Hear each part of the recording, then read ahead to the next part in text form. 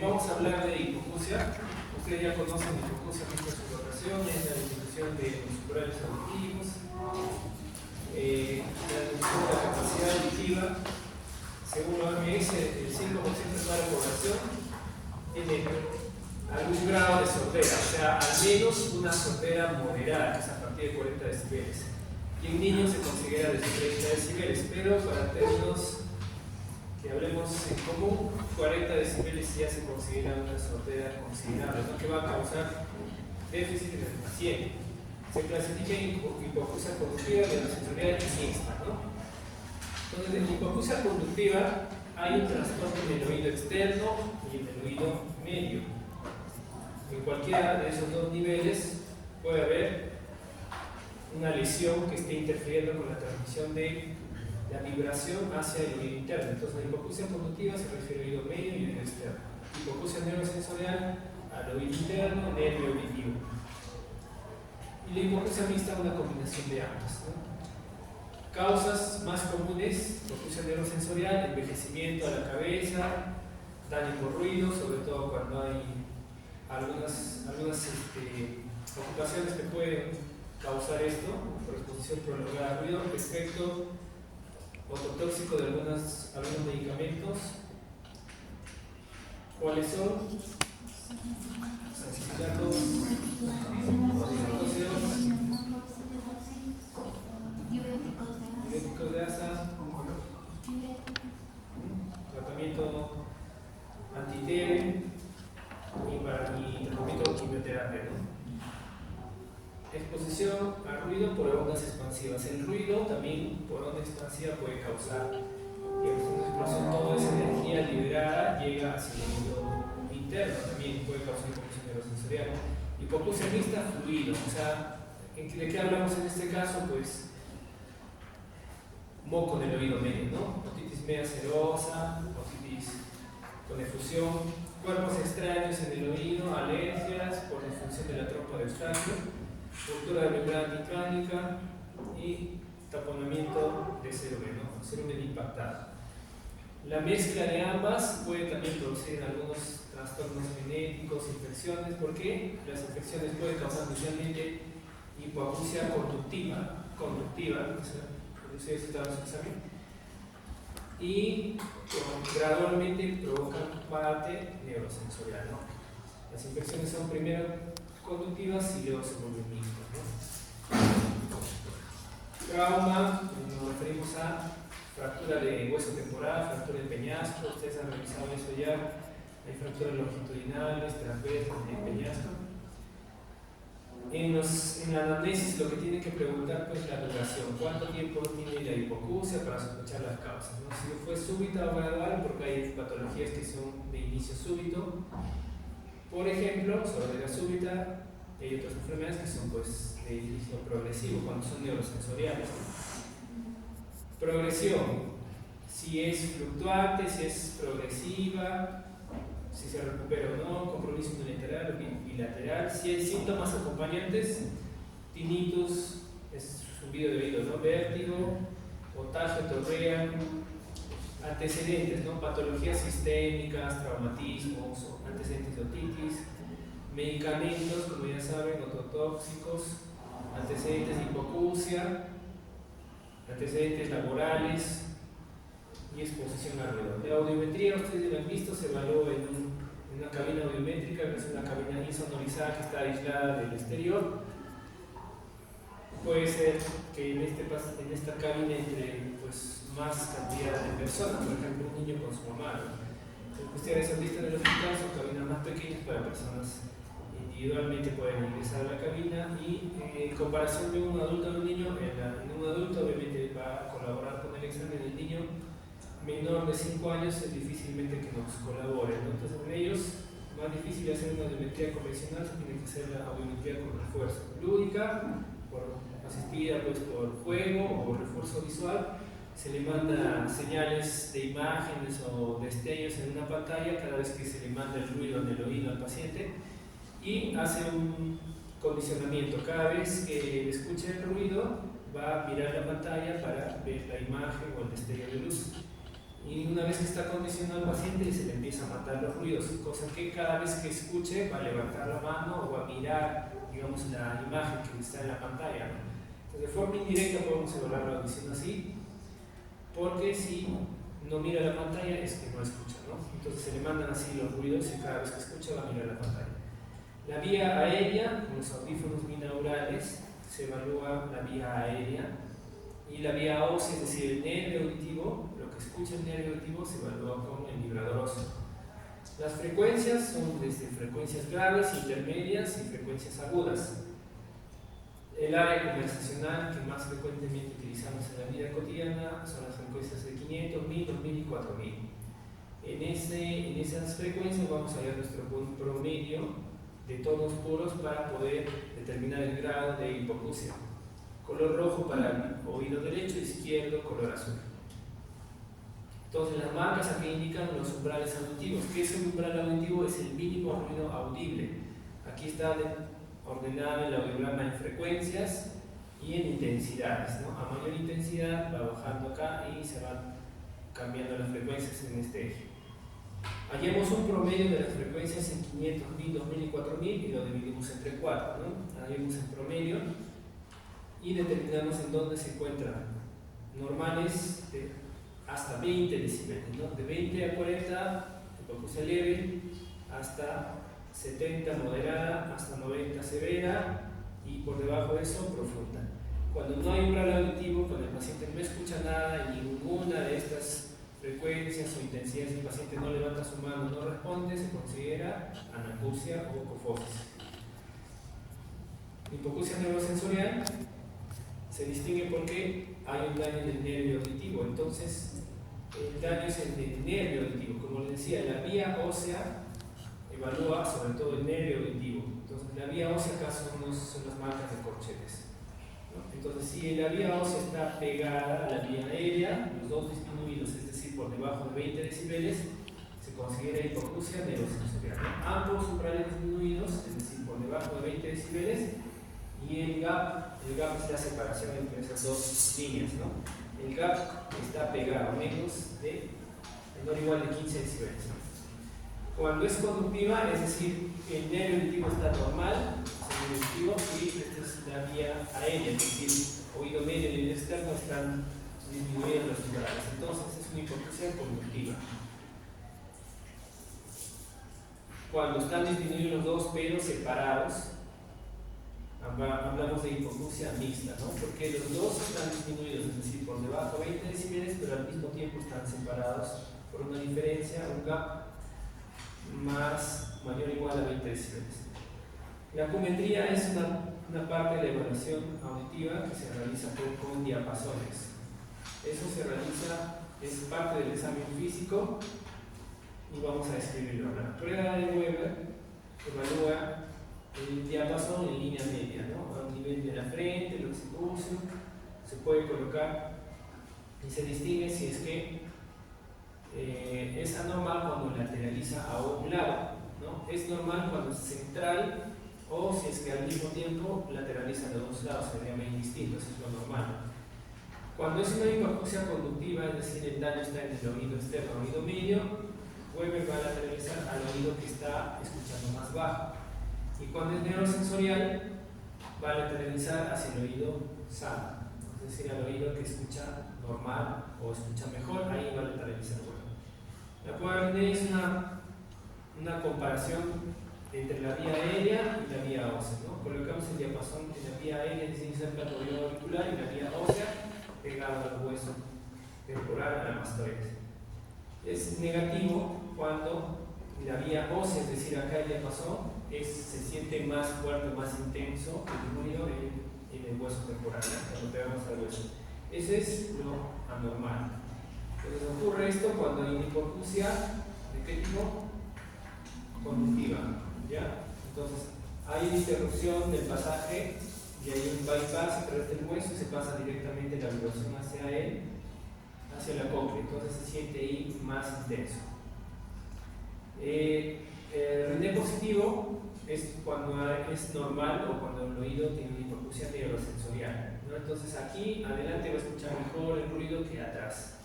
Eso es lo normal y también es porque ocurren hipoacusias neurosensoriales.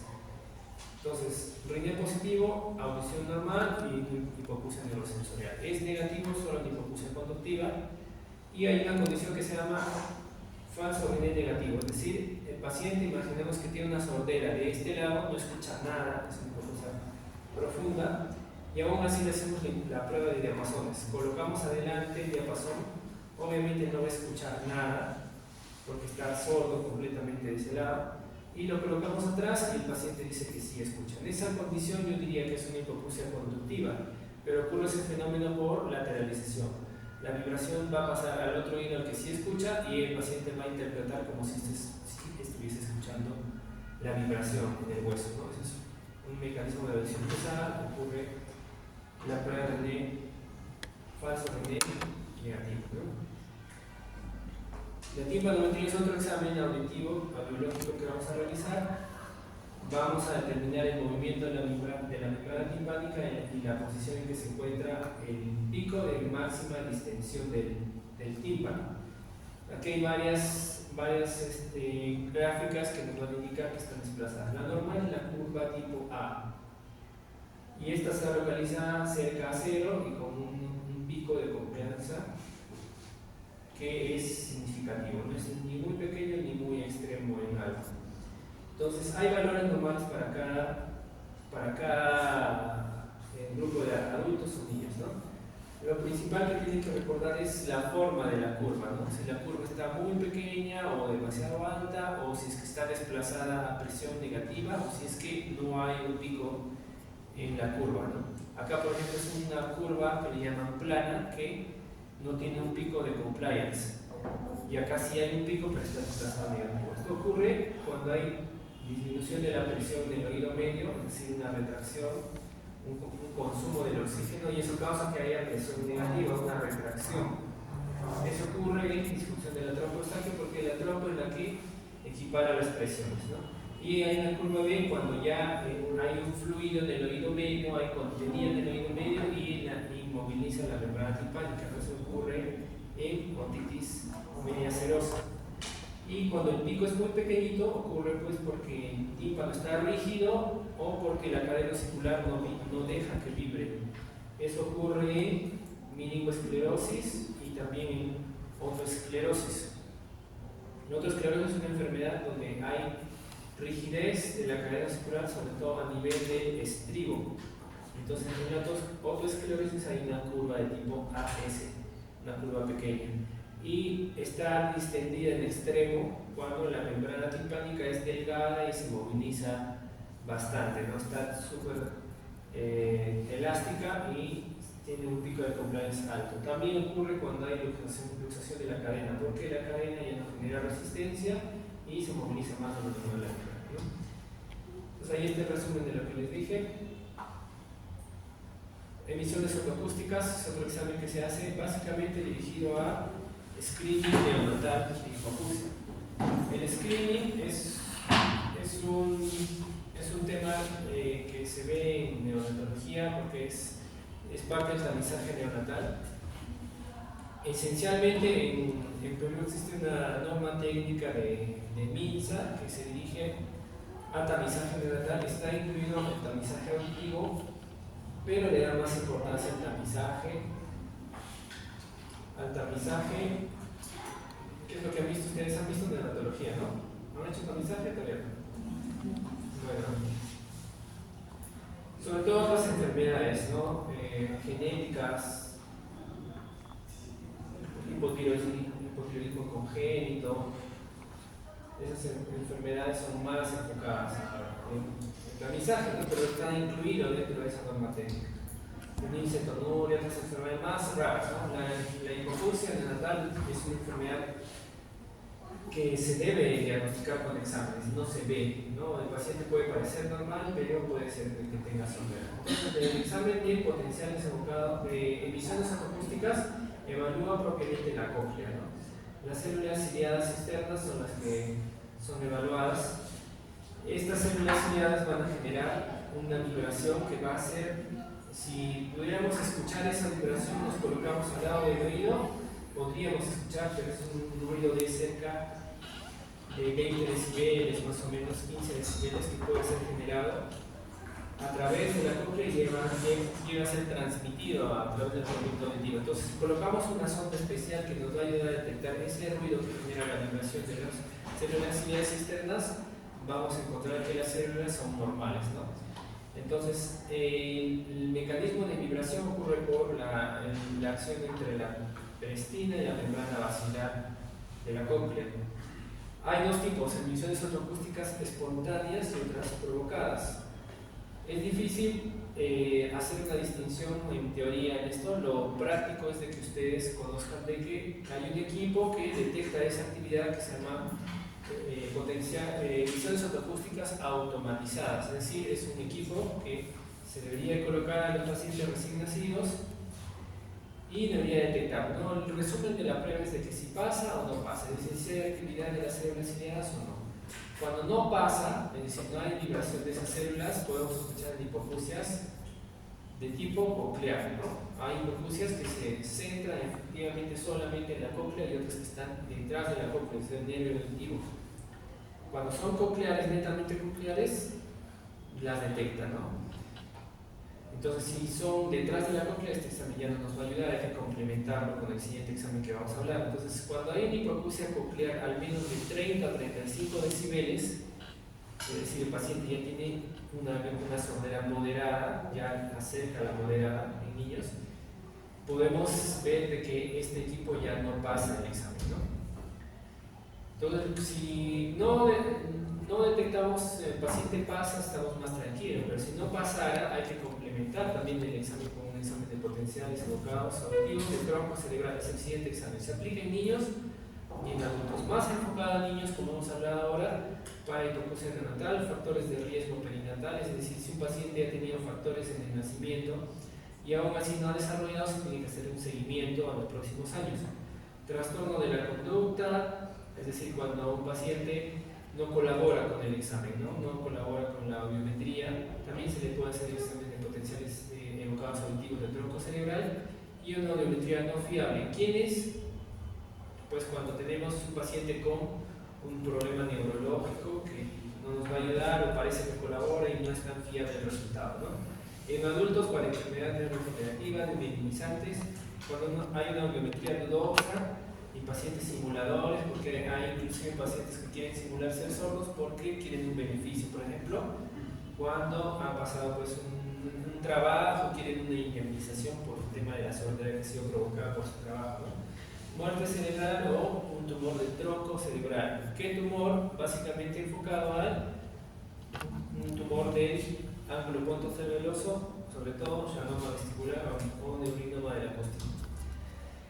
Este examen de potenciales evocados evalúa toda la vía auditiva, comienza desde la cóclea hasta la corteza auditiva. En todo ese trayecto van a generarse unas ondas que van a determinarse por la actividad eléctrica a través de cada de estas estaciones que van a pasar en toda la vía auditiva, ¿no? La más importante de todas es la onda 5. Esta es la onda que se forma a nivel del folículo inferior. Y es esta onda la que va a determinar si el paciente escucha a esa intensidad. Si hay respuesta, si grafica la onda 5, significa que ahí el paciente está escuchando. Entonces, estos potenciales se realizan a varias intensidades, ¿no? Acá en estos trazados de potenciales vemos a 20 decibeles, 40, 60, 80, es decir, a más intensidad. Y en cada intensidad debe graficarse todo ese trazado y la última onda en formarse es la onda 5.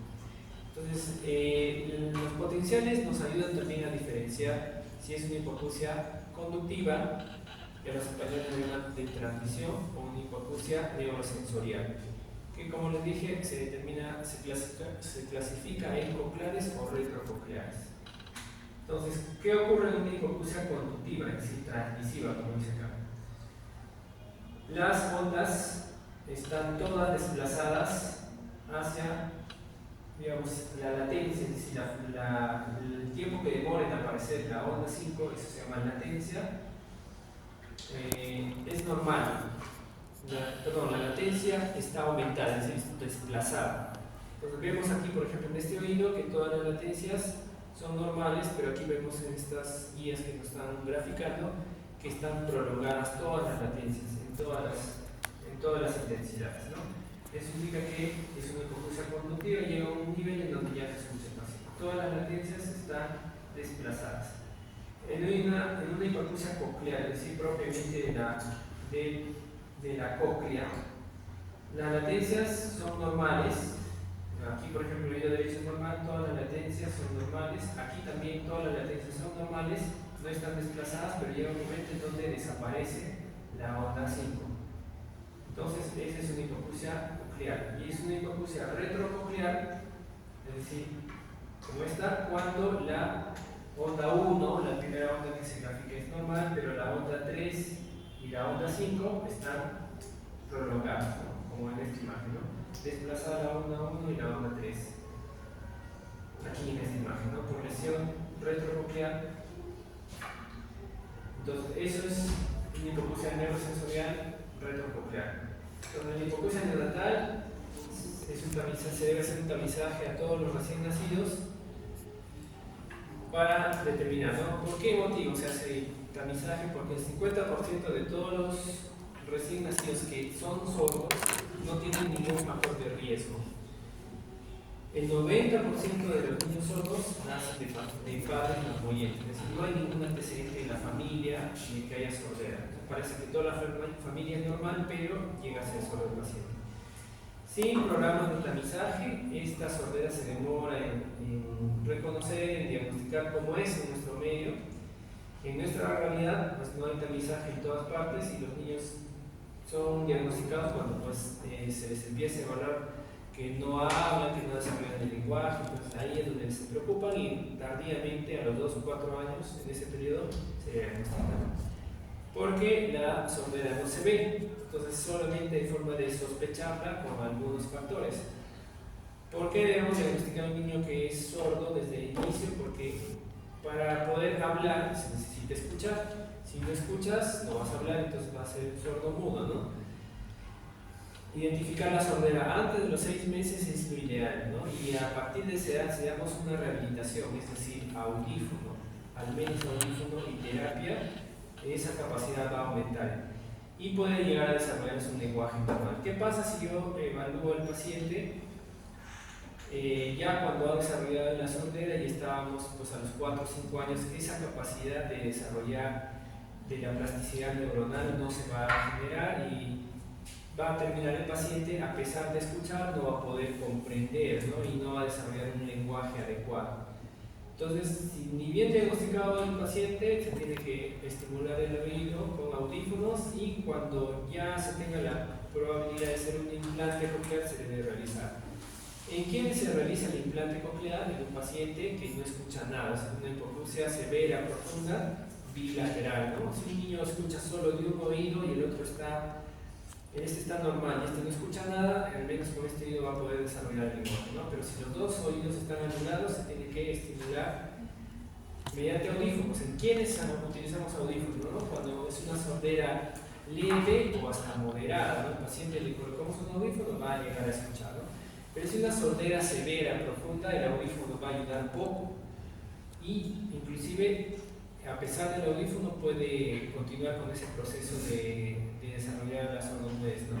Entonces el implante coclear es el tratamiento definitivo, sobre todo enfocado a pacientes que tienen sordera severa profunda, bilateral. Entonces la aparición de la sordera es desde el nacimiento. En el año aparecen ya el 80% de las sorderas y a los 10 años ya todos los niños que van a llegar a ser sordos aparecen hasta esa edad, ¿no? El tamizaje se puede hacer a cualquier edad en este periodo.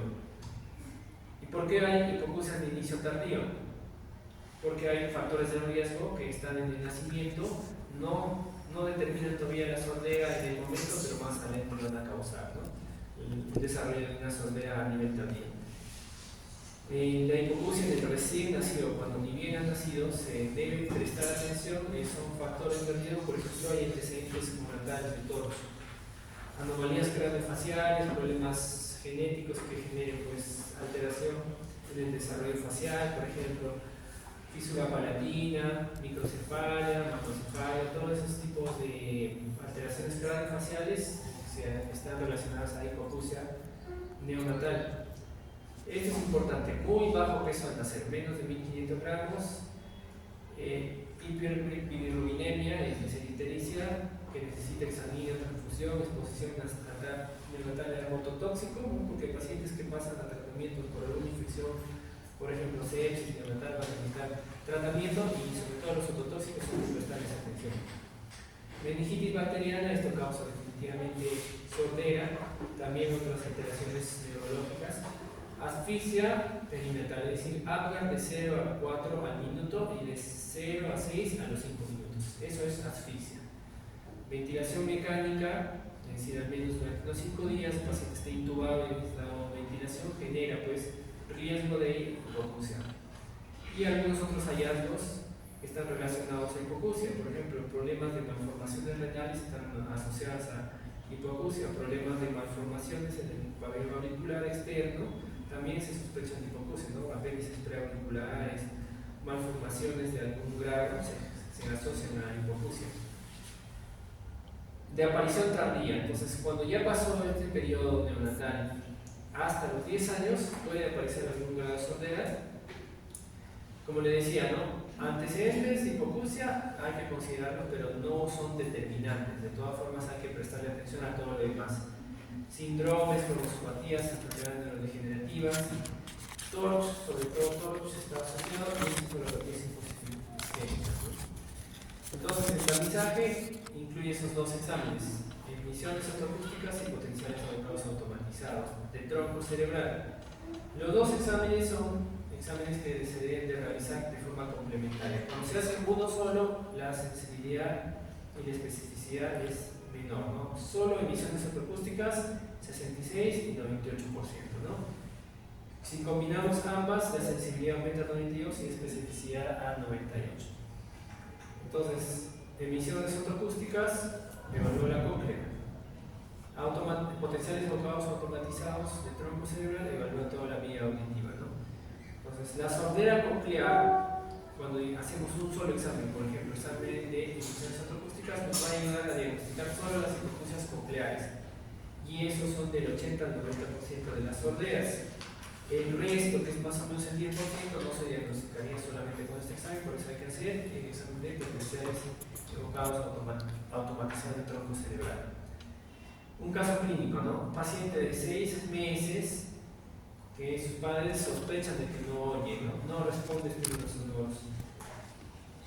No hay antecedentes familiares, el peso es 2300, es un peso bajo, no es un peso muy bajo, apta, normal al nacimiento. Requirió fototerapia y hospitalización al examen, ¿no? Y al nacimiento, no por ictericia.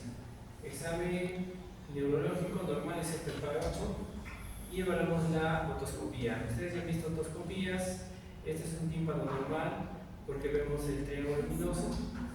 Entonces, ¿cómo describimos esta imagen? Esta otoscopía pues una membrana timpánica íntegra con brillo y transparencia conservada en ambos oídos. Es un oído normal. ¿Cuál es la actitud más correcta para este paciente?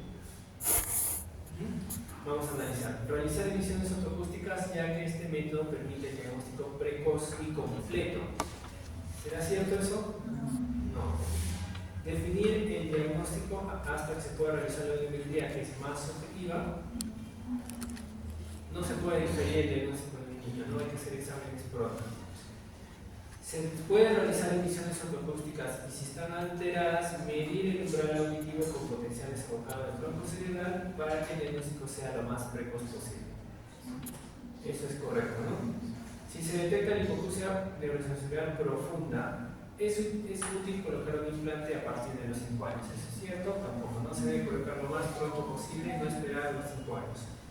Si se detecta una hipoacusia neurosensorial profunda, se debe usar audífonos a partir de los 5 años, tampoco, ¿no? Entonces, recuerden lo más pronto posible y diagnosticarla con los dos exámenes, ¿no? Si es posible, ¿no? Obviamente, si hacen un examen de emisiones autoacústicas y ya sale alterado, el paciente tiene que pasar una evaluación clínica para determinar qué tipo de hipoacusia tiene, ¿no?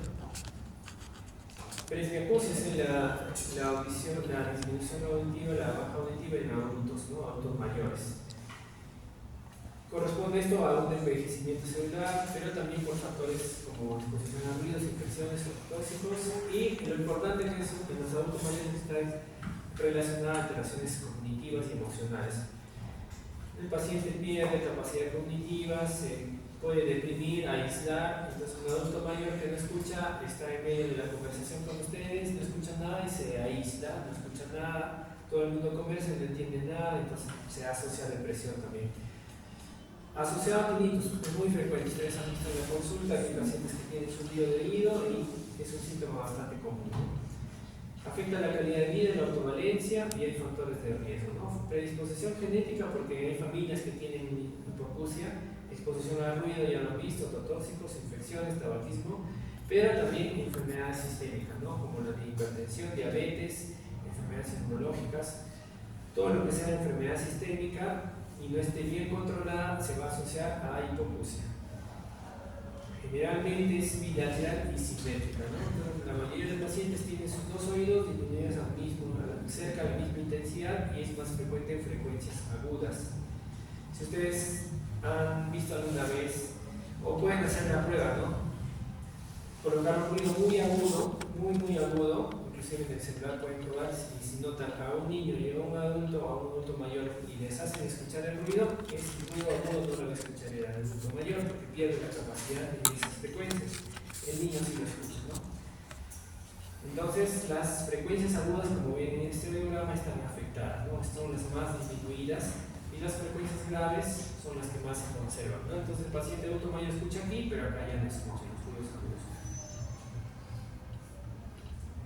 Entonces, manejo más que todo es preventivo, evitar factores de riesgo, evitar el uso de medicamentos ototóxicos. En la cabeza están los aminoglicósidos, ¿no? Sobre todo las infecciones urinarias, eso acuérdense siempre, y pasa, ¿no?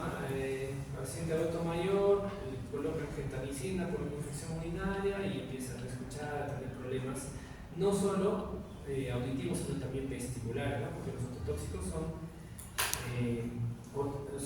tóxicos a nivel coclear, más selectivo, por ejemplo, en aminoglicósidos, la gentamicina es más selectivo para el equilibrio y la micacina es más selectiva para la audición. Causan más daño a ese nivel cada uno, ¿no? Mantener un buen control de las enfermedades sistémicas es lo básico, presión y diabetes controlados, y el tratamiento es audífono, ¿no? Más de 40 decibeles está indicado el audífono. También se puede hacer implante coclear a pacientes, pero es un método que no es tan común porque más está enfocado a niños, ¿no? En el Seguro Social, en salud se hace más a niños que a sordos.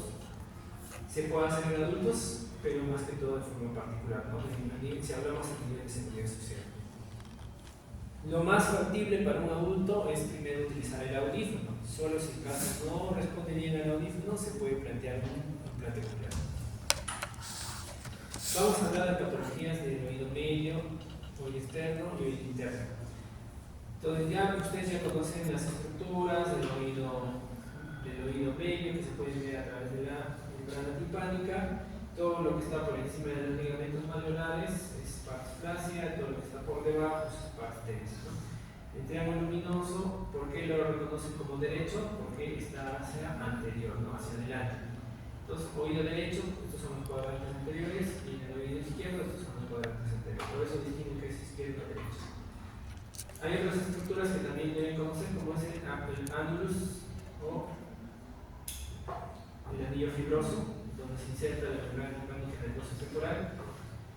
¿No? Eso también nos sirve como referencia para determinar si la perforación, si es que hay alguna lesión, está a nivel central o a nivel marginal, ¿no? Cuando la perforación está cerca o ya afectando el annulus.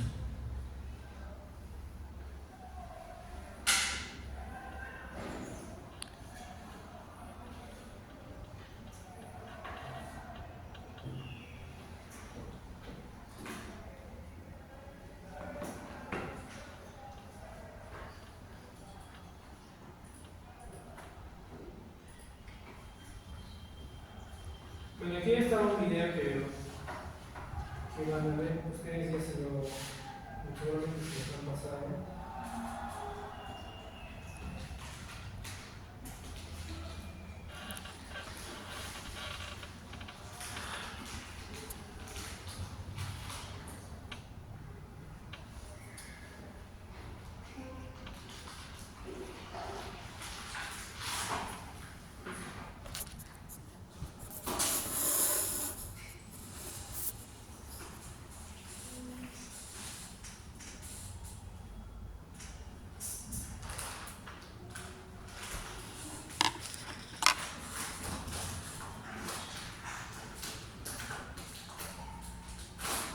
Se puede ver aquí, ¿alguien sabe cómo es esto?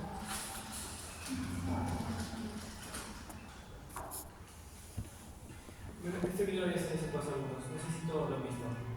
¿No? Ya. Es una evaluación de otoscopía. ¿Cómo se hace la otoscopía? ¿No? Evaluar una otoscopía, primero tiene que hacer la evaluación del oído externo, hacer el signo de trago. El signo de trago es otitis externa, ¿no? Dolor a la palpación del trago.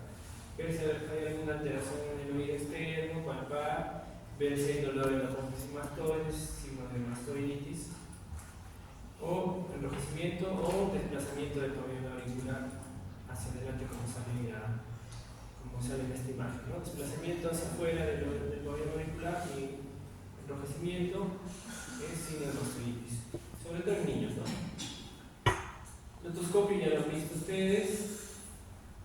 La otoscopía se debe hacer con el espectro más adecuado para cada paciente. La idea es ver si hay algún cuerpo extraño, si hay sangrado, hay exostosis, hasta el transcurso del oído externo hasta ver la membrana tympánica, ¿no? Entonces, en la porción externa hay glándulas luminosas y puede estar lleno de cerumen en esa parte, ¿no? En la parte ósea ya no hay glándulas, entonces ahí ya no hay no hay producción de cerumen, entonces es más fácil de obviar esos obstáculos. Siempre hay a veces formas de evitar esto, pero a veces hay estas prominencias óseas, ¿no? Que son exostosis. Entonces vemos el tímpano, ¿no? Esta es la apófisis corta del martillo, mango del martillo, y a través de ahí se trazan los ligamentos malleolares, ¿no? Anterior y posterior. Y por encima de eso está la parte flácida, ¿no? Por debajo de eso la parte tensa. El ligamento anular o annulus. Y trazamos unas líneas que van por el martillo y una perpendicular a esa línea. ¿Ya? Entonces ahí es donde vamos a distinguir nuestros cuadrantes, ¿no? Teóricamente nosotros lo vemos así, si lo vemos detenidamente vamos a hallar los cuadrantes, anterior superior, anterior inferior, posterior superior, posterior inferior. Pero en la práctica es difícil distinguir todo eso, ¿no? Entonces, ustedes más lo que tienen que enfocarse es en ver si hay perforaciones, si hay arrugamiento, si hay retracción, si hay secreción en el oído, otorrea, si hay masas, tumores, o lo que sea más factible, ¿no? Entonces, no todos los tímpanos son iguales, algunos tienen conductos anteriores más pequeños, otros más grandes, el conducto es más amplio, a veces más estrecho, pero las estructuras que debemos distinguir siempre, el martillo y los ligamentos son trazados de forma imaginaria prácticamente, ¿no? Pero podemos distinguir que siempre la parte flácida es la parte más alta del tímpano, ¿no? Y luego la parte tensa.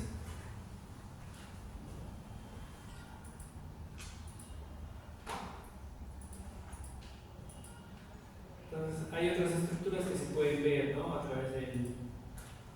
Esto ahí es la trompa de Eustaquio. Se puede ver ahí la apertura de la trompa de Eustaquio en una sombra.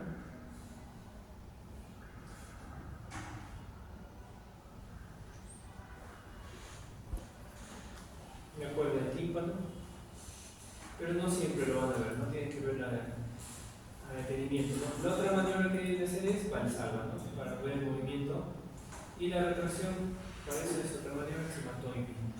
Entonces, esas dos maniobras se pueden hacer para verificar que la trompa de Eustaquio esté permeable. Bien, entonces una vez que hemos visto esto, hacemos lo siguiente. Bien, vamos a ver como una iconografía de estas patologías, ¿no? Ahí vemos un oído normal, los cuadrantes, pars flácida, pars tensa, ¿no? Lo que vemos aquí es un oído que ha disminuido su brillo, su transparencia sobre todo, ¿no? Se ve más blanco, pero sigue debilitándose el triángulo luminoso, el ánus. Las otras estructuras del martillo, la porción central es el humbo o el ombligo, donde se apoya la membrana timpánica del mango del martillo. Y vamos a ver estas imágenes, ¿no? Aquí, por ejemplo, hay meningoesclerosis, clasificación de la membrana timpánica en partes, ¿no? Puede ser parcial o difusa. Este es un oído normal y acá sí se ve pues, la meningoesclerosis. Cuando hay niveles irregulares en el oído medio, sospechamos de una otitis media serosa o una effusión, ¿no? Eso es por obstrucción de la trompa de Eustaquio, ocurre más en niños y se asocia a hipoacusia en niños, ¿no? Cuando hay niveles irregulares se ven así, ¿no? Un contenido seroso a través de la membrana timpánica que tiene que ser drenado, ¿no? Cuando pasan más de 3 meses en considera crónica, ya es candidato a que se haga un tratamiento definitivo que es la meningotomía y colocación de tubo de ventilación.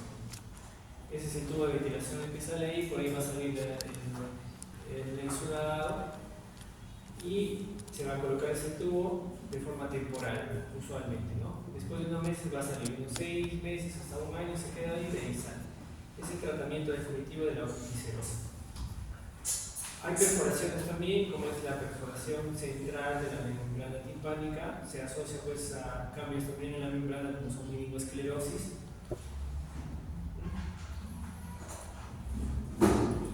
Entonces, estas son placas de meningoesclerosis y esta es la perforación central, una perforación amplia. Y pueden haber también perforaciones marginales como esta de acá, ¿no? Hoy está invadiendo muy cerca del ánulus, entonces, ¿qué es lo que sucede? Que las células epiteliales del conducto auditivo externo van a migrar hacia el oído medio y van a tener riesgo de colesteatoma. Son preguntas de examen, ¿no? Entonces, en la otoscopía también pueden haber retracciones, ¿no? Cuando hablamos de la pars flácida, hablamos de bolsillos de retracción. Una retracción como unos huequitos, unos hoyitos que salen en el ático. Ático se refiere a la parte alta del tímpano. Y pueden haber, como en paso de los años, erosión a nivel del ático, ¿no? Hay un mecanismo de formación de colesteatoma, que es la enfermedad que estamos viendo ahora, donde las células van migrando por un mecanismo de presión negativa hacia el oído medio. Puede haber una metaplasia también de las células del oído medio a células epiteliales. Eso genera pues que las células epiteliales tienen la capacidad de formar una matriz donde hay proteínas osteolíticas, lo cual genera que se erosione toda esta parte del epitímpano, del ático. Entonces, una retracción es un factor de riesgo para el desarrollo posterior del colesteatoma. Cuando el colesteatoma ya está desarrollado, puede ubicarse en el epitímpano, que es el más frecuente, pero también puede haber colestatomas mesotimpánicos, es decir, a través del conducto auditivo se pueden ver todas las escamas, pero es lo más frecuente ver en la parte más alta del tímpano.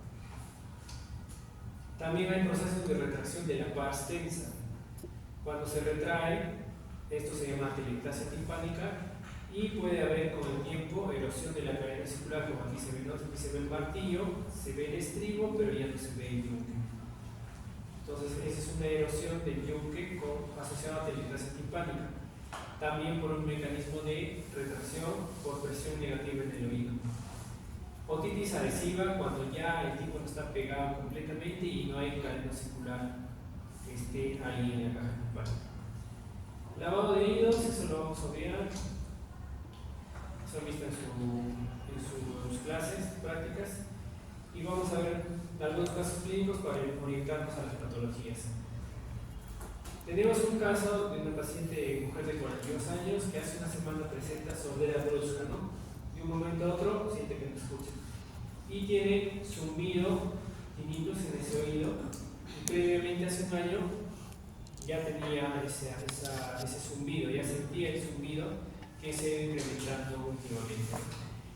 Desarrolla vértigo de forma aguda, es decir, hace un día, o hace una semana, como dice ahí, de todo un día de duración. Es distinto el vértigo, eso lo van a ver en su clase de la próxima semana, es distinto un vértigo que ocurre en episodios cortos de un vértigo que dura más tiempo, ¿no?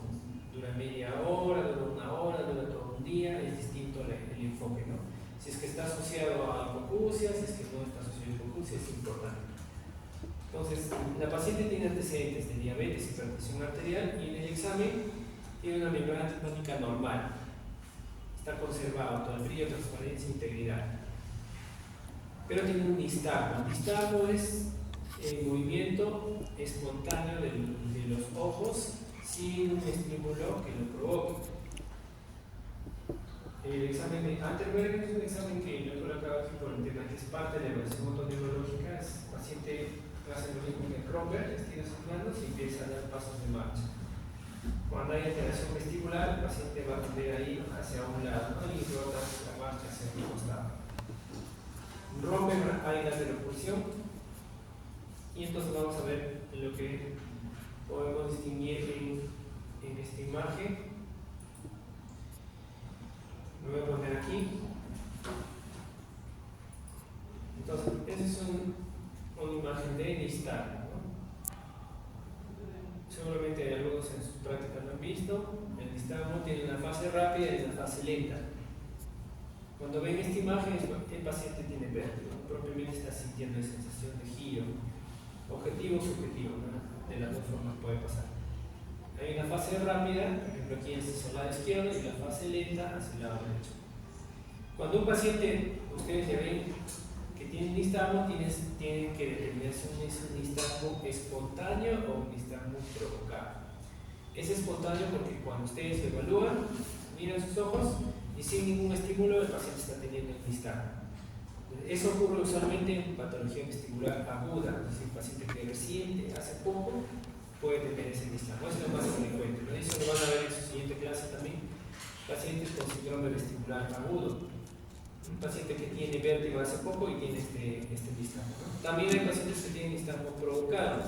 Por ejemplo, cuando cambia de posición su cabeza, o cuando en ciertas circunstancias recién aparece con algunos estímulos, ¿no?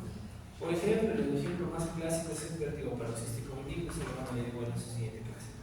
Entonces, este paciente tiene nistagmo espontáneo, está producido en ese momento. La paciente llega con el nistagmo, ustedes lo ven en emergencia y está con el nistagmo activo, todo el tiempo está batiendo sus ojos, están batiendo, ¿ya? Seguimos. Entonces, en el examen, en los datos que tenemos del examen, la paciente tiene una hipoacusia, ha disminuido su audición, comparando el oído derecho con el oído izquierdo, tiene una sordera y una hipoacusia a nivel sensorial. Si veamos el promedio de tonos puros acá, en el oído derecho es una hipoacusia de 48 decibeles, inclusive moderada, a comparación del otro oído, que sí es normal, ¿no? Está por encima de los 20 decibeles. Se le hace un examen de potenciales educados auditivos del tronco cerebral y lo que se encuentra es un aumento de las latencias de la onda 3 y la onda 5 a comparación del otro lado, ¿no?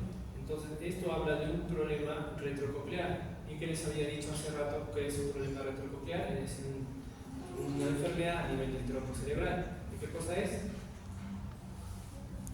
¿Qué enfermedad es? Le hacemos una resonancia con contraste y encontramos una imagen expansiva en el tronco cerebral a nivel de la salida del nervio vestíbulo-coclear.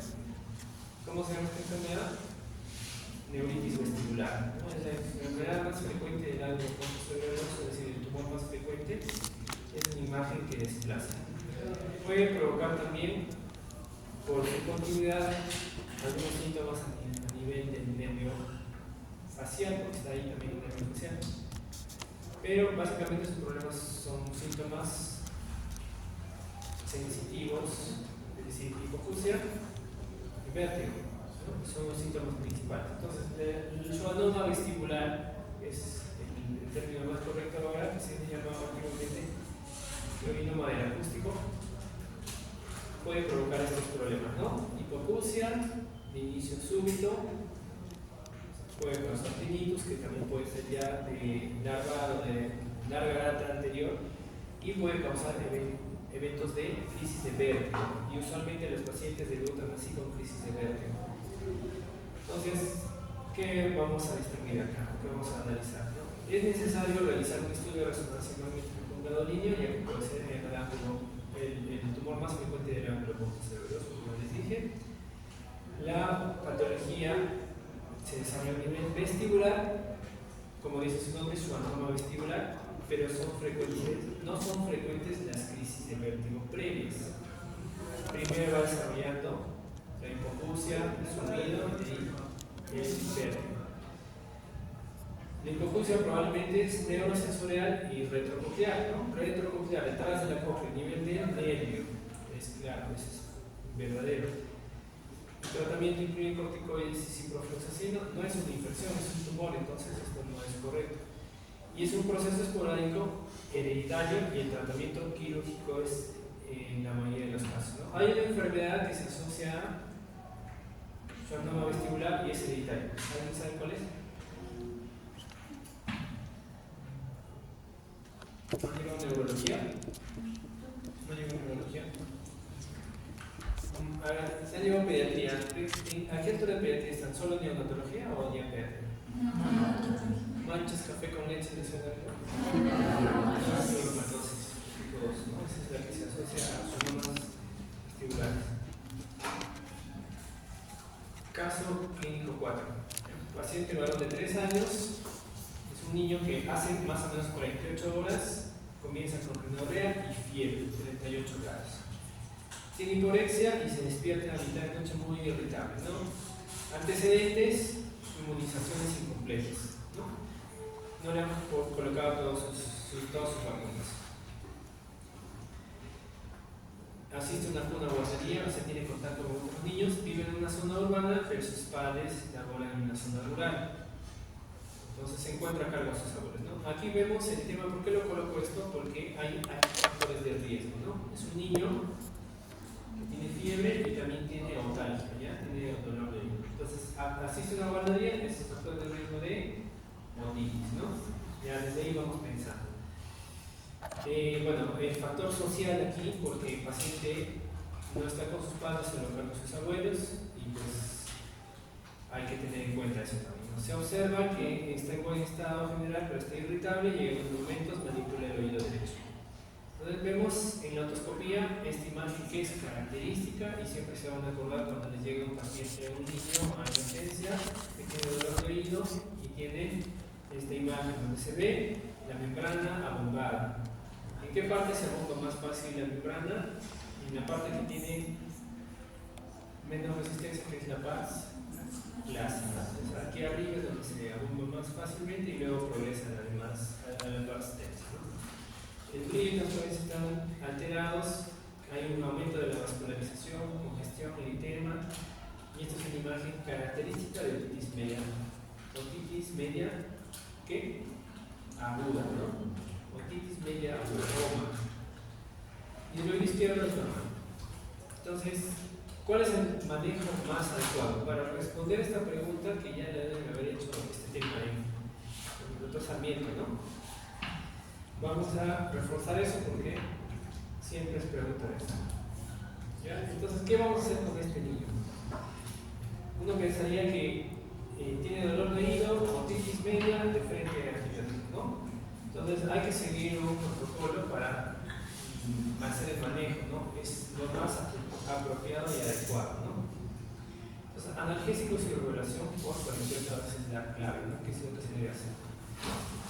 Y vamos a ver por qué. Ustedes ya conocen, todas estas son las fases de la otitis media aguda. Hay multipanitis, fase hiperémica, fase exudativa y fase supurativa. Y lo último que no se le es ya la perforación timpánica, ¿no? Eso ustedes lo van a revisar al detenimiento, que es un tema que ya lo han visto antes. Y este es un esquema de manejo, ¿ya? ¿Qué es lo que vemos en este esquema? Es a quienes debemos de tratar y y a quienes debemos, es decir, darle tratamiento sintomático y a quienes debemos de dar tratamiento antibiótico de arranque, ¿no? Entonces, lo que debemos de recordarnos es ver si hay criterios para clasificar una OMA grave, ¿no? ¿Qué le decimos a una OMA grave? Cuando hay fiebre más de 39 grados centígrados y una otalgia intensa, ¿no? Insoportable, digamos, ¿no? Que le dan analgésicos y el paciente sigue con dolor. ¿En quiénes más debemos ver? Aquí dice 6 meses el punto de corte, ¿no? Es decir, si los niños tienen menos de 6 meses, también son criterios para poder darle tratamiento antibiótico de arranque. Si hay otorrea, también es otro factor. Si tiene otorrea, obviamente de frente le van a dar antibiótico y no van a esperar nada, ¿no? Y si es una OMA bilateral, ¿no? Si de ambos oídos, ya tienen que dar tratamiento, ¿no? Es decir, si ven un oído que está eritematoso o vestibular y el otro se ve normal, entonces, y ya con los otros factores descartados, pueden dar solamente tratamiento sintomático. Entonces, de ambos oídos, ya tratamiento diferente, ¿no? Entonces, ¿qué es lo que damos? Si es que, bueno, aquí es todo lo contrario, estamos negando todo lo que les he dicho, ¿no? Si es que no tiene nada de todos estos factores de riesgo, es una conducta expectante, ¿no? Paracetamol o ibuprofeno y se evalúa a las 24 a 48 horas. Si no hay mejoría, residencia de tratamiento antibiótico, ¿ya? Y hay que distinguir, pues, en niños más pequeños y niños, digamos, de menos de 6 meses hasta los 2 años, es más tiempo de tratamiento antibiótico, ¿no? Si tiene todos estos factores de riesgo, como decís, estamos negando todo acá, negamos. Y vamos pues al tema del tratamiento antibiótico, ¿no? Igual, entonces, si es muy pequeño, es mejor hospitalizarlo, o si no, antibiótico-terapia ambulatoria, ¿no? Entonces vamos, tratamiento antibiótico sintomático, es decir, solo paracetamol y ibuprofeno, ¿no? Entonces se da, en realidad el esquema puede darnos hasta 72 horas de observación. Pacientes para manejar que sean mayores de 6 meses, que no presenten coma grave, ¿no? Otalgia intensa y fiebre más de 30 meses. Si no tienen nada de eso y son mayores de 6 meses, pueden ir a tratamiento sintomático, ¿no? Obviamente que no tengan otorrea ni tampoco otitis bilateral. El inicio del tratamiento antibiótico debe ser diferido solo cuando no haya mejoría del paciente después de ese periodo de observación, porque genera el tratamiento indiscriminado con antibióticos, genera resistencia a la bacteriana, ¿no? En esta época utilizamos amoxicilina con ácido clavulánico, pero tal vez dentro de unos años ya no vamos a usar eso por la resistencia. Paracetamol a la dosis de 10 a 15 miligramos por kilo de dosis cada 4 a 6 horas es lo que deben dar, o ibuprofeno a 5 a 10 miligramos por kilo cada dosis cada 6 o 8 horas, ¿no? No existe evidencia de que otros tratamientos como mucolíticos, antihistamínicos, ceftriaxona, loratadina, clorfenamina, lo que sea efectivo para el manejo de la otitis, ¿no? Solo los tratamientos vía oral, analgésicos, AINES, pueden mejorar no mejoran la evolución, digamos, solo tratan los síntomas temporalmente, ¿no? Entonces, si se trata de una otitis viral, que es lo más frecuente, el que le den antibiótico no va a alterar un poco el ciclo natural, la evolución natural de la enfermedad, ¿no? Entonces, ¿a quiénes damos tratamiento antibiótico? Menores de 6 meses, OMA bilateral, síntomas severos, OMA grave, como ya hemos dicho. Otorrea, ¿no? Niños mayores de 2 años con síntomas severos de otorrea también le podemos dar tratamiento antibiótico, ¿no? A cualquier edad en los que no se pueda garantizar el seguimiento adecuado. Es decir, si tienen un niño que ustedes van a su salud y ya tienen una muestra médica donde vive su paciente a 1 o 2 horas de su puesto de salud, ¿qué harían? ¿Le dan tratamiento o no le dan tratamiento antibiótico? El paciente demora 2 horas, 3 horas, 6 horas en llegar a su puesto. ¿Le darían o no?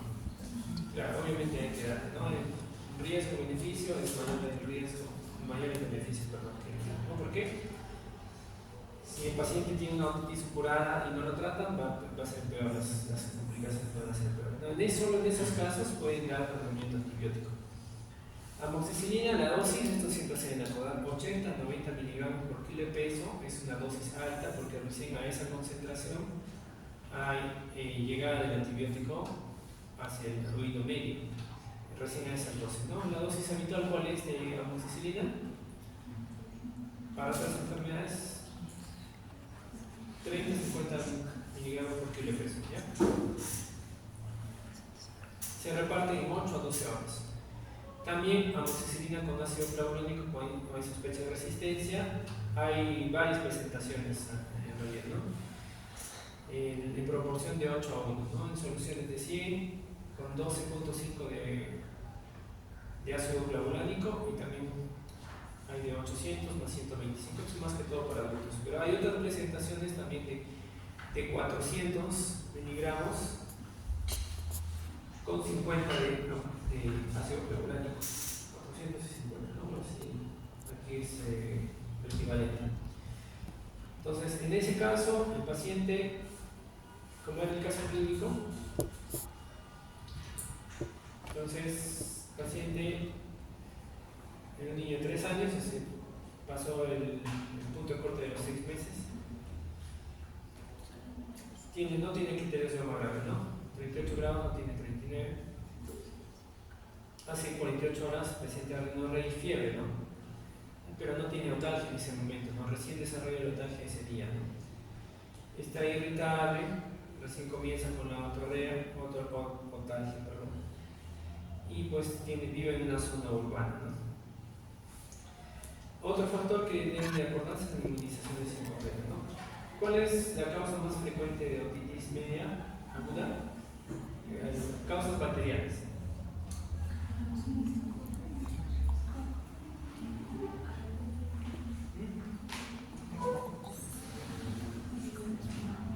¿Cuál?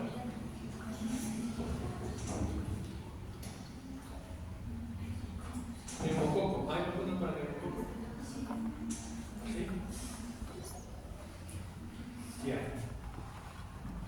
¿Qué más? Hemófilis influenza. ¿Hay vacuna para hemófilis influenza? Sí hay. Y el tercero es Moraxella catarrhalis. Ya, entonces, si el paciente no tiene vacunas completas, deben sospechar de enfermedades bacterianas que pueden causar esas enfermedades como la otitis, ¿no? La otitis, la sinusitis, es igual, la microbiología es igual, la frecuencia en esa bacteria que les dije hace un rato es lo mismo. Es distinto si en otitis media crónica cambia la microbiología. El caso clínico 5 para evaluar un paciente con otitis media crónica, ¿ya? 63 años, ya es un paciente adulto. Otorrea bilateral intermitente, larga evolución, hipoacusia progresiva, más intensa en el oído derecho. Acude hoy a urgencias con crisis de vértigo, espontáneo empeoramiento de la hipoacusia del oído derecho. O sea, ya no escuchaba y ahora tiene vértigo, ¿no?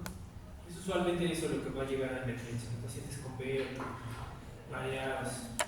La endoscopía, vamos a verlo ahorita, pero dice en el conducto auditivo externo, a través se ve pues la otorrea, la perforación timpánica, que erosión del ánulus, ya les había dicho eso, donde se ven restos de la cavidad circular con tejidos epiteliales de color blanquecino. ¿Ya? Es esto lo que les muestro, ¿no? Oído externo, oído medio, hacen la otoscopía y ven escamas epidérmicas en la parte alta del oído, ¿no? Esto es el ático, la parte alta del tímpano, y esta estructura que ven aquí se llama escutum, que es el escudo del oído. Una parte del hueso temporal se llama escutum y es la zona donde erosionan básicamente el colesteatoma. Este es un colesteatoma de oído medio. Entonces, ¿qué es lo que vamos a ver? Complicaciones, ¿no? La otitis media crónica se puede clasificar en simple o en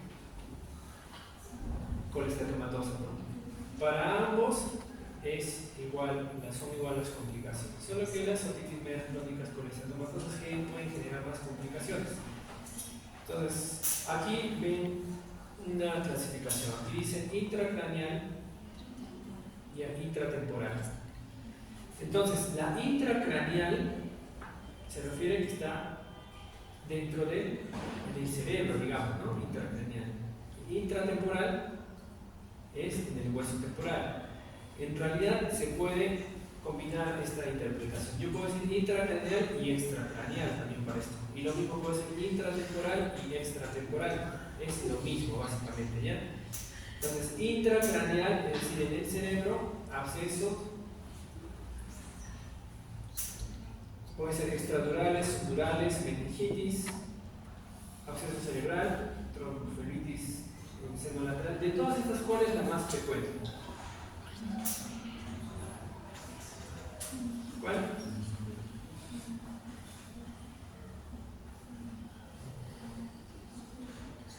La meningitis. ¿Ya? Ahora vamos con el intratemporal o extracraneal, ¿no? Que es lo mismo. Mastoiditis, petrocitis, parálisis facial, laberintitis y absceso mastoideo. Entonces, la más frecuente es la mastoiditis. Entonces, este paciente tiene vértigo. Entonces, si tiene vértigo, pueden pensar en cuál de estas complicaciones intratemporales. Laberintitis, porque está teniendo síntomas vestibulares. La laberintitis se refiere a vértigo, ¿no? El laberinto, es decir, el laberinto posterior, se refiere a todo lo que es síntomas vestibulares, ¿no? Vértigo, mareo, inestabilidad. Ahí nos enfocamos a la laberintitis, ¿no? La mastoiditis es pues, una inflamación del hueso temporal de la mastoide, ¿no? Puede causar una inflamación, dolor, mastoiditis, ¿no? Petrocitis, ¿no? Ahí a ese nivel del hueso temporal pasan algunos nervios, ¿no? Pueden haber síntomas asociados a pares craneales, ¿no? Y cuando hay parálisis facial, ¿por qué parálisis facial? Porque el nervio facial pasa por el oído medio, ¿no? Puede causar también parálisis de ese nervio. La laberintitis, con lo que les dije, ya el oído medio en el oído interno, ¿no? El laberinto posterior y absceso mastoideo también. Entonces, esta paciente tiene una laberintitis, complicación de la otitis media colesteatomatosa, ¿no? No es una otitis media crónica simple, no es una mastoiditis propiamente, no es una meningitis de origen autógeno, no tiene síntomas neurológicos como rigidez de nuca, nada de eso, ¿no? Schwannoma vestibular tampoco, porque el schwannoma no causa pues otorrea, es una enfermedad cerca del cerebro, del sistema nervioso central. La laberintitis es una complicación de la otitis media crónica colesteatomatosa. Entonces, para solamente que vean una imagen, un video, el colesteatoma se puede, el tratamiento definitivo es quirúrgico. Se puede hacer vía endoscópica, es decir, sacar el colesteatoma a través de un endoscopio que está en el oído medio. Este tumor es una matriz de colesteatoma, se considera un pseudotumor de tejido epitelial. Y cuando está ya en el hueso temporal dentro, hay que hacer un abordaje abierto, ¿no? Raspar, digamos, un corte y raspar el hueso, ingresar el cerebro de mastoides y sacar toda la matriz, que es mucho más grande. Eso se llama mastoidectomía. Y esa es la matriz de colesteatoma. Son células epiteliales que han invadido el oído medio, se han extendido y han causado erosión en el tiempo.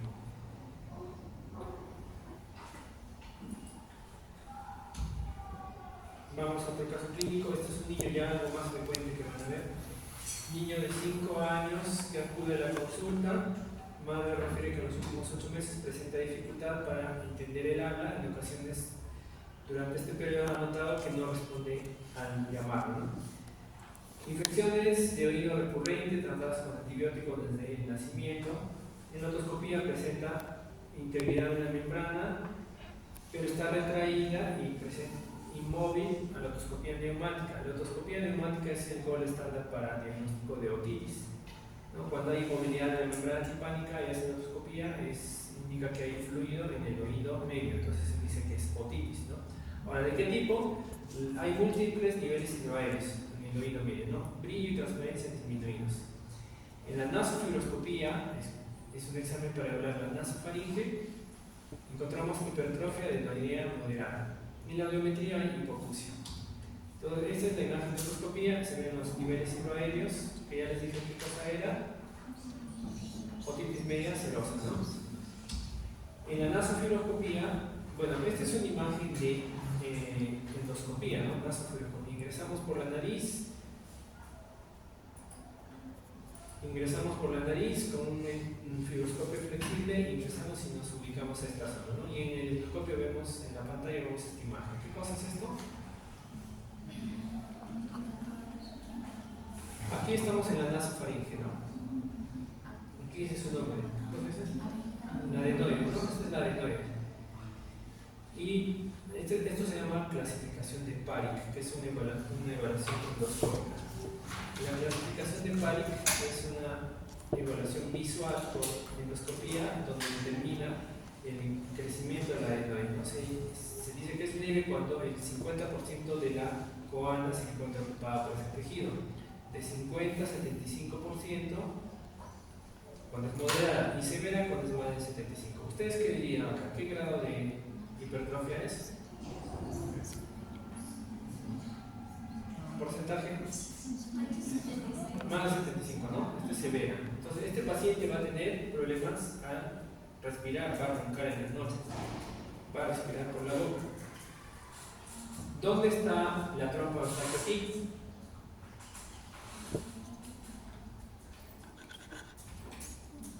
Si este de acá es el tabique, ¿ya?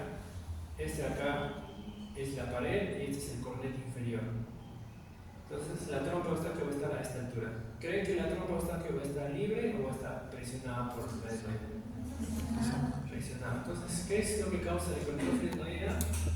Otitis media serosa, ¿no? Entonces son enfermedades que están relacionadas. Entonces, si tienen un niño que ronca, se ahoga en las noches, tiene episodios de apnea y se le hacen este examen, piensan en otitis media serosa, si es que el paciente no escucha también, ¿no? Tiene episodios de otal y todo eso. Puede estar asociada a la otitis media serosa si es que en la otoscopía le ven niveles hidroaéreos, ¿no? Esta es una clasificación radiológica. Esto se llama una radiografía de cabo. Vemos una imagen lateral de cráneo. Se puede hacer con boca cerrada y boca abierta. En esta imagen, que es con boca cerrada, ven que está aquí en esta imagen más radiopaca. La adenoide es igual, lo mismo, solo que en lateral. Entonces es un trazado que va desde una línea que trazamos por el esfeno base occipucio, que es esta línea B, y una línea que va hacia la convexidad mayor de la adenoides y otra línea que va hacia el paladar plano. Comparamos la longitud de ambas y hacemos una relación. Eso se llama clasificación o índice de Fujioka. Entonces, el índice de Fujioka es un índice radiológico que me ayuda a distinguir el grado de hipertrofia, ¿no? Y ahí están las relaciones, ¿no? Índice adenoide nasofaringeo, ¿no? Para determinar el grado. Entonces, ¿cuál es la condición más adecuada para este paciente? Es un niño, ¿ya? Aquí lo que vamos a recordar es la edad. Aquí es determinante la edad. 45 años. Entonces vamos, ¿no? Paciente, ¿cuál es la actitud más adecuada? ¿Terapia descongestionante ayudará? No creo, ¿no? Adenoidectomía es un paciente que ronca, tiene una hipertrofia severa, y encima tiene una otitis, ¿ya? Inserción de tubo de ventilación, adenoidectomía y tubos de ventilación, los dos, o terapia con corticoides vía oral. La respuesta es ambos. ¿Y por qué? Porque el punto de corte se ha visto en estudios de que el punto de corte en 4 años es mejor realizar los dos tratamientos, ya sea que la hipertrofia no sea, digamos, tan severa. Entonces hay que agregar a nuestro tratamiento de la otitis media serosa, aparte de la colocación de tubos de ventilación, la adenoidectomía. Entonces, pacientes mayores de 4 años con otitis media serosa, la recomendación es asociar el tratamiento con adenoidectomía es decir, retirar, hacer una curetaje de aerosoles y aparte colocar los tubos de ventilación para drenar ese moco que está en la ¿ya? Ok. Este examen de René, eso ya les expliqué, lo revisan nomás, ¿ya? Ahí está, vean las causas, esto vamos a pasarlo. Y vamos ahora a la patología nasosinusal. Entonces, aquí ustedes ya han visto problemas de sinusitis, ya han visto entonces vamos a enfocarnos ahora a otras enfermedades. Recuerden repasar lo que es irrigación de la nariz. Recuerden todas las arterias que dependen de la parte interna de la nariz. Recuerden también los drenajes en los meatos, ¿no? Eso ya lo han revisado anteriormente, ¿no? Meato inferior, medio, superior, receso esfenoidal. Entonces, ¿qué tiene cada uno? Solo para hacer un bueno, en todas las evaluaciones de causas de enfermedades nasales, la causa principal va a ser, el síntoma principal va a ser obstrucción nasal, ¿no? Paciente con obstrucción nasal asociado a problemas nasosinusales, ¿no? La rinitis alérgica, rinitis vasomotora, desviación septal, hipertrofia de cornetes, pólipos, colapso de válvula nasal, rinosinusitis, hipertrofia de la incluida, tumores, inclusive la 13 Coanes, que es una enfermedad congénita, todas están asociadas a obstrucción nasal, ¿no? Entonces, los exámenes que se realizan para cada uno son distintos, ¿no? Eso lo van a repasar ustedes, se lo dejo la imagen. Ahora vamos a hablar prácticamente de lo que son tumores, vamos a enfocarnos a tumores benignos y malignos. Los más frecuentes son los tumores benignos, obviamente a nivel nasosinusal, y hay varios tipos, ¿no? Vamos a ver que hay enfermedades inflamatorias, no neoplásicas, ¿no? Como son los pólipos, básicamente los pólipos, y los quistes de retención, inclusive los mucoceles, son enfermedades inflamatorias neoplásicas. Ahora, hay otras enfermedades que son fibroóseas, o sea, dependen del hueso, ¿no? Osteomas, displasia fibrosa, fibroma osificante, son enfermedades del hueso que también pueden causar obstrucción nasal. Neurales, ahí hablamos de meningiomas, schwannomas, esos son más raros. Vasculares, que se refieren a vasos sanguíneos, ¿no? Hemangiomas, angiofibroma juvenil, granulomas biógenos. Epiteliales, que es la otra clasificación importante. Papiloma schneideriano, que se origina en la membrana de Schneider. A partir de ahí se produce, que es una de las capas de la mucosa nasal. A partir de ahí se genera un tumor que se llama papiloma invertido, que es el más frecuente de todos, el invertido. Luego el papiloma septal y el cilíndrico, ¿no? De todos estos, el papiloma invertido es el más frecuente. Tumores malignos, que son más raros, pero también importantes. Carcinoma escamoso o epidermoide, adenocarcinoma, carcinoma adenoquístico, estesioneuroblastoma, que es un tumor del bulbo olfatorio, melanoma, condrosarcoma, osteoma, linfoma, NK, TNK. Con mi grupo hoy día he visto un paciente que tenía esta enfermedad, linfoma TNK. Carcinoma indiferenciado nasosinusal y también las metástasis. En primer lugar está la metástasis de riñón, que puede causar tumores de metástasis en la nariz, luego pulmón, colorectal y de mama. Entonces, los tumores nasosinusales son más frecuentes benignos, ¿no? Por frecuencia, el osteoma es el más frecuente, pero no es sintomático. El osteoma es un hallazgo, básicamente, en las tomografías. No causa síntomas. Tumores malignos son menos frecuentes, el 1%, pero de todos ellos, de todo el grupo de tumores malignos de cabeza y cuello, forman más o menos el 3%. Es más frecuente en varones. A más edad y varón, más riesgo de tener un tumor nasal maligno, ¿no? Factores asociados a cáncer, exposición, todo esto es ocupacional. Si hay pacientes que son carpinteros, está asociado al adenocarcinoma. 900 veces más riesgo. Exposición al níquel. ¿El níquel dónde está?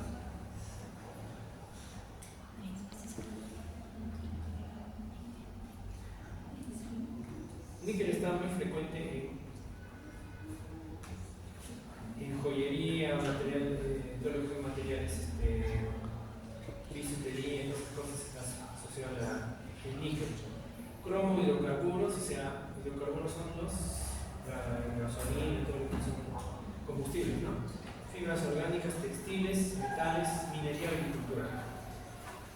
Pero el VPH, virus del papiloma humano, es el que también está asociado por transformación maligna del papiloma, ¿no? Y el Epstein-Barr, que está asociado al linfoma. Pues la poliposis es una enfermedad inflamatoria. Hay una proliferación, un edema de la mucosa nasal. El estado máximo de la inflamación de la mucosa nasal ya se asocia pues al crecimiento del pólipo, ¿no? Llega a un extremo en un paciente es alérgico y llega a desarrollar los pólipos como extremo de enfermedad. Está asociado a asma, artritis, tumores, síndrome de Cartagena, fibrosis quística. Es una disarmonía entre el sistema vegetativo y alteraciones inmunitarias. Hay presencia de eosinofilia. Hay obstrucción nasal, que puede ser uni o bilateral, que es la más frecuente. En la endoscopía, el diagnóstico se hace por endoscopía y tomografía, que es lo que vamos a ver ahora. Diagnóstico diferencial, tumores malignos, encefaloceles, papilomas, en realidad todo se puede parecer al pólipo. Entonces, tratamiento de los pólipos cuando son pequeños, corticoides nasales, ¿no? Y cuando son más grandes, cirugía, es el tratamiento de elección. En este paciente, ven imágenes isodensas en la tomografía en corte coronal, tomografía de senos paranasales, donde hay imágenes en etmoides, senos etmoidales. ¿Dónde se generan los pólipos más frecuentemente? En etmoides. Ahí comienzan y de ahí se extienden a otros espacios. Aquí hay también engrosamiento mucoso y ocupación parcial del seno maxilar derecho. También se asocia pues, a lo que es póliposis nasal. Y este es el extremo, ¿no? Donde están pólipos en todos los senos paranasales, ocupación hasta el meato medio.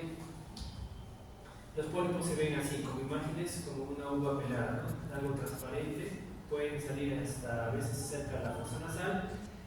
Es una extracción de varios pólipos al mismo tiempo y también pueden inclusive pasarse a la nasofaringe. El tratamiento principal es cirugía cuando son tan grandes como este extremo, ¿no?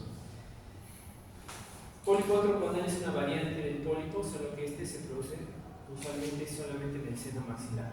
Entonces hay un componente quístico dentro del seno maxilar, usualmente, y un componente polipoideo, ¿no? Entonces cuando se localiza en el seno maxilar se llama antroconal, pero también hay otras ubicaciones, por ejemplo, etmoidocoanal. ¿Por qué se dice antroconal? Porque viene del seno maxilar y se va hacia la coana y se queda colgado. Eso es un pólipo antroconal.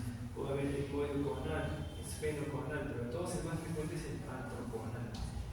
El mucosel es una enfermedad benigna también, solo que se produce en una obstrucción de drenaje, es decir, el ostium del seno afectado. Es más frecuente en la porción frontoetmoidal. Como está en la imagen, acuérdense de esta imagen, y en oftalmología seguramente lo han visto, los mucoseles pueden causar desplazamiento de la órbita del seno de los oftalmos indirecto, ¿no? Desplazamiento hacia afuera y hacia adelante, ¿no?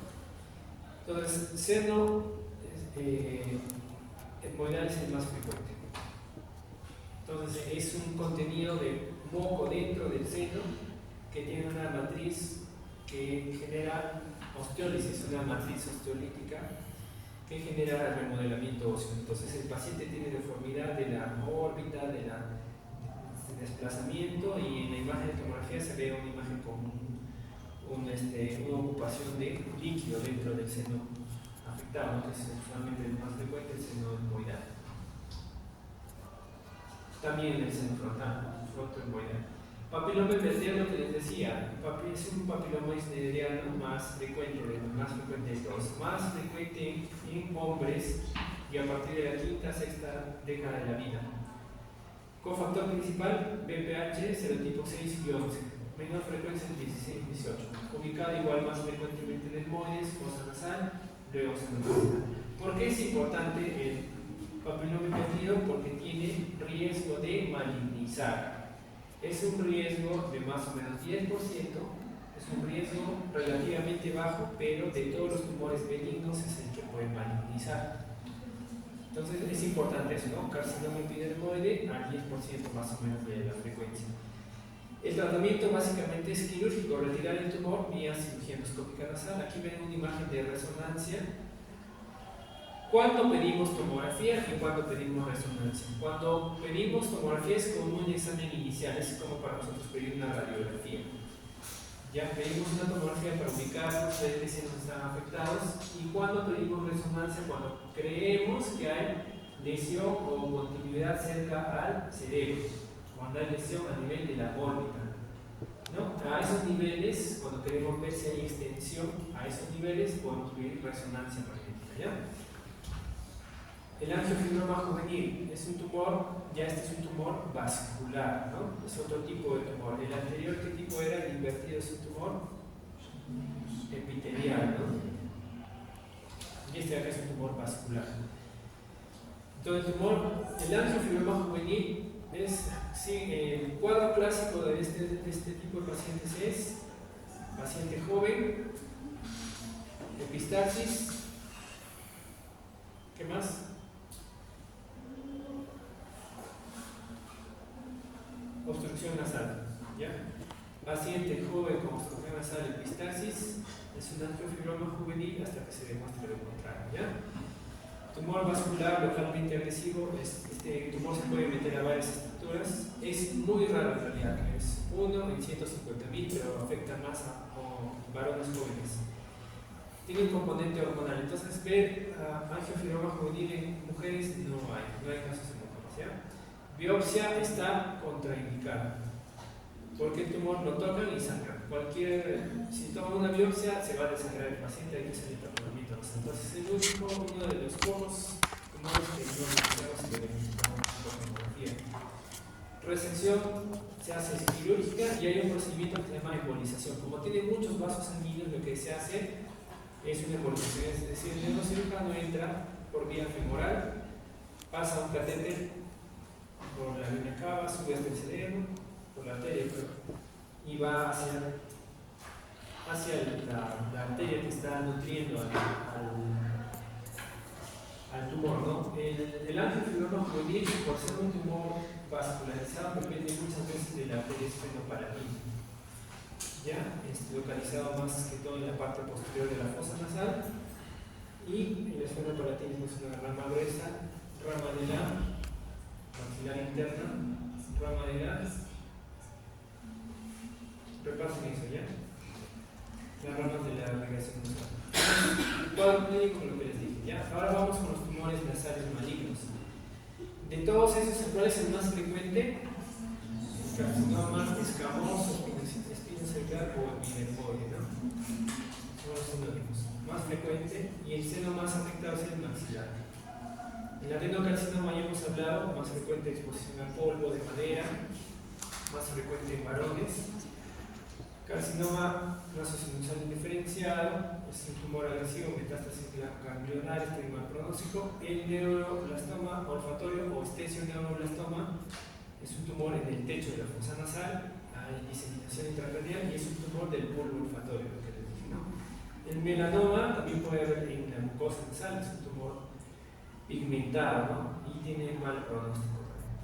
Linfoma no Hodgkin de células B, es un tumor indurado infiltrante, y el tumor linfoma NKT son lesiones agresivas que se llaman el granuloma letal de la línea media y está asociado a Epstein-Barr.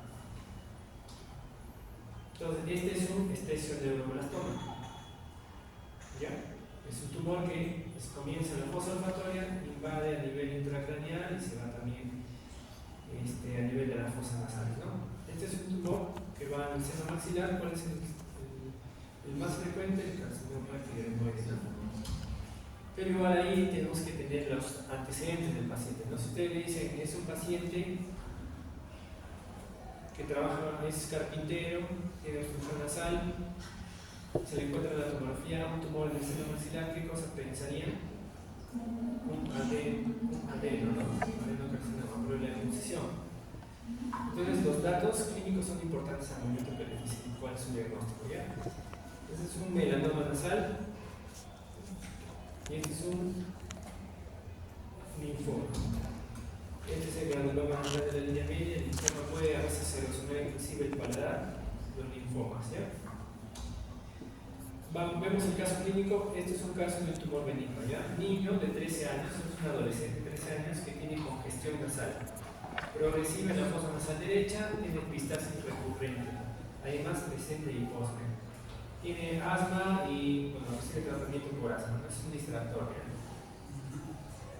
Funciones vitales estables y en la endoscopía masa lobulada rosa que ocupa la fosa nasal derecha y que condiciona la desviación septal. Entonces esto ven en la imagen de radioscopía, ¿no? Y es un tumor que cuando lo tocan sangra. ¿Qué cosa es? ¿Cuál? Fuerte. Angiofibroma juvenil, ¿no? Yo dije hasta demostrar lo contrario, ¿no? Entonces, ¿qué harían con este paciente ya que saben que es un angiofibroma? ¿Sí me da algo pedir el perfil de población? ¿Es un problema hematológico? No. ¿Radiografía me ayuda en algo? No, en realidad no. ¿La biopsia? Tampoco. Sacan el cuerpo extraño, nada, ¿no? Entonces, lo que deben hacer es una tomografía de senos paranasales con contraste. Y lo que van a ver es esto, ¿no? Una imagen isodensa en la fosa nasal derecha que ocupa acá inclusive hasta el seno esfenoidal. La fosa nasal está generando invasión de algunas estructuras vecinas, obstrucción nasal y capta contraste, ¿no? Y es en el contexto de un paciente varón de 13 años tenía, ¿no? Entonces, ahí tiene que empezar el diagnóstico más probable, ¿no? Esas preguntas para ADN, me se preguntan eso. Entonces, angiofibroma juvenil. Ya. Okay. ¿Por qué se llama angiofibroma? Angio y fibroma, ¿no? El tumor es vascularizado, es decir, inicialmente se genera pues irrigación sanguínea, es por eso que en las etapas iniciales el paciente sangra. Pero hay pacientes que han tenido sangrado y han pasado y llegan hasta los 15 años, 18 años y ya no sangran y tienen obstrucción nasal solamente, ¿no? Pero tienen antecedentes, ¿no? Entonces, con el tiempo el tumor se vuelve fibroso también, por se llama angiofibroma juvenil. Pero el cuadro clínico característico es el que les dije, ¿no? Más sangrado, epistaxis. Vamos a terminar con disfonía y lesiones laríngeas. Entonces, la disfonía hay que diferenciarla. Ustedes deben hablar como debe ser con propiedad, ¿no? O sea, si dicen ronquera es un término más coloquial que lo dice el paciente. No tengo ronquera. Es una alteración de voz alterada, pero para el paciente ustedes deben decir disfonía, es una alteración del tono, de la calidad, del volumen y del esfuerzo que hace el paciente para hablar, ¿no? Para emitir la voz. Entonces, la disfonía puede pasar a cualquier edad, a varones, mujeres, adultos, jóvenes, niños inclusive, pero es una enfermedad que usualmente es infravalorada porque es benigna, ¿no? Un paciente, cualquiera de ustedes puede tener un resfriado, hasta una laringitis, y en unos días están bien, ¿no? Ya les pasó un resfriado, se pusieron roncos, como dicen, y desapareció la enfermedad en unos días, ¿no? Entonces, ¿cuándo deben tomar atención? Bueno, esta es una imagen histológica de cómo es la cuerda vocal, como decía a mi grupo, el término más correcto es pliegue vocal, ¿no? Pliegue vocal es el término más correcto, ¿no? Porque no es una cuerda, es un repliegue de mucosa y debajo hay músculo y hay ligamento, ¿no? Histológicamente tiene varias capas, ¿no? La capa epitelial, el espacio de Reiki, el músculo arínteno tiroideo, entonces todas esas capas forman una onda mucosa. Entonces la fonación se produce por vibración de esa onda mucosa, ¿no? Entonces la subglotis, al emitir la voz, pasa el aire por la glotis, desde la subglotis y genera un movimiento ondulante de las cuerdas vocales, de los pliegues vocales, ¿no? Nosotros le decimos, por costumbre ya le decimos cuerdas vocales, ¿no? Pero lo más correcto son pliegues vocales. Entonces, ¿en quiénes deberían de prestar atención cuando un paciente tiene disfonía? De toda la guía de la Academia Americana de Otorrino, hemos sacado algunas conclusiones, ¿no? ¿Cuál es lo más práctico para nosotros, ¿no? Cuando un paciente ya tiene una disfonía persistente, debemos ampliar los estudios, ¿no? Sobre todo cuando tiene más de 4 semanas, ¿no?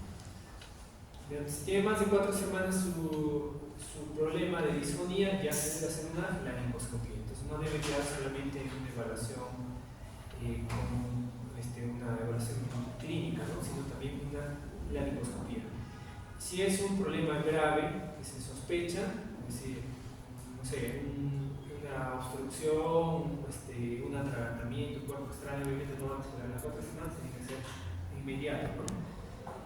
La imagen, piden resonancia, tomografía, ¿qué es lo que debemos de pedir a un paciente? No debemos de gastar medios en un paciente que se debe hacer primero su laringoscopía. El examen primero es la laringoscopía. Tomografía y resonancia no sirven mucho en realidad, solo cuando pensamos que es un tumor grande podemos pensar, ¿no?, en utilizar esos exámenes, pero la primera medida es una laringoscopía, porque los pliegues vocales, las cuerdas vocales son estructuras dinámicas. Con una tomografía, que es una imagen estática, no se va a ver. Entonces, lo que tenemos que ver es el movimiento de la cuerda vocal. La terapia de antibióticos no debe ser utilizada de forma rutinaria, porque si tiene una laringitis y es viral, no sirve de nada los antibióticos. Y la educación y prevención es importante, sobre todo es para que conozcan, para que sus pacientes se lo digan.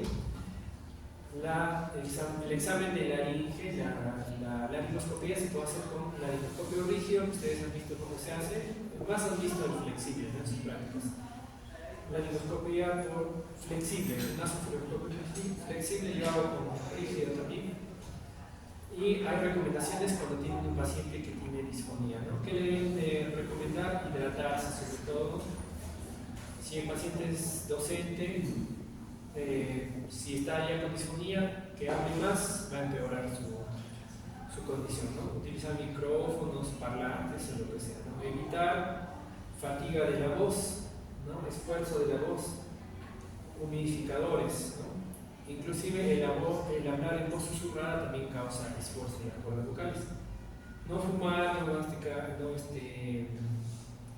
cigarrillos, evitar la voz susurrada, no toser de forma excesiva, evitar lo que genere resequedad, ¿no? Todo lo que es alcohol deshidrata, la cafeína también.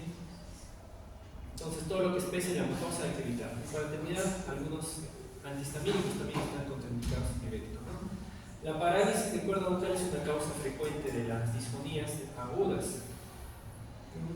La posición de las cuerdas vocales es esta, como la ven en la imagen, pero pueden haber parálisis. Cuando una cuerda vocal está paralizada, se puede quedar paralizada en posición lateral, en la reducción, en intermedia, paramedial o medial. Solo una imagen referencial para que lo vean. Entonces, de esas también hay otras causas. Las disfonías pueden ser causadas por problemas orgánicos, es decir, propiamente estructuras que interfieren con el cierre de las cuerdas vocales, es decir, el cierre glótico. Congénitas, quistes, epidermoides, membranas glóticas, o adquiridas como los nódulos huecos, edema de Reicher, granulomas, hematomas mucosos, parálisis de cuerda vocal, laringitis aguda crónica, papilomatosis laringe. Son las causas que vamos a revisar ahora. Hay otras causas que son funcionales que no las vamos a revisar ahora, son muy importantes para nosotros. Entonces, ¿cuál es la inervación de la laringe? ¿Cuál es el nervio que inerva las cuerdas vocales? Laringio recurrente, la clave. Entonces, hay inervación sensitiva y motora. La inervación motora, a través del nervio laringio recurrente, es pues a través del nervio laringio superior de la mano externa, el músculo cricotiloideo, ¿no? El nervio laringio inferior o recurrente al resto de los músculos. La inervación sensitiva también es a través del nervio laringio superior, por encima de las cuerdas vocales, y el laringio recurrente por debajo de las cuerdas vocales. Esto es a función sensitiva y esto es inervación motora. ¿Ya? Entonces, ¿cuál es el músculo que da movimiento a las cuerdas vocales?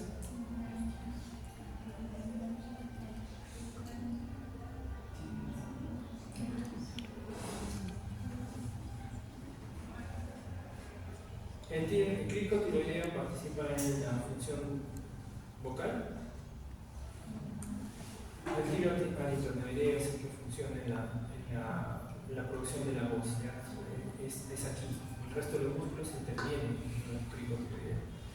La parálisis periférica se asocia más a problemas no centrales, es decir, no problemas neurológicos centrales, sino en el transcurso del nervio laringio a través del cuello, del tórax, puede haber un problema tumoral.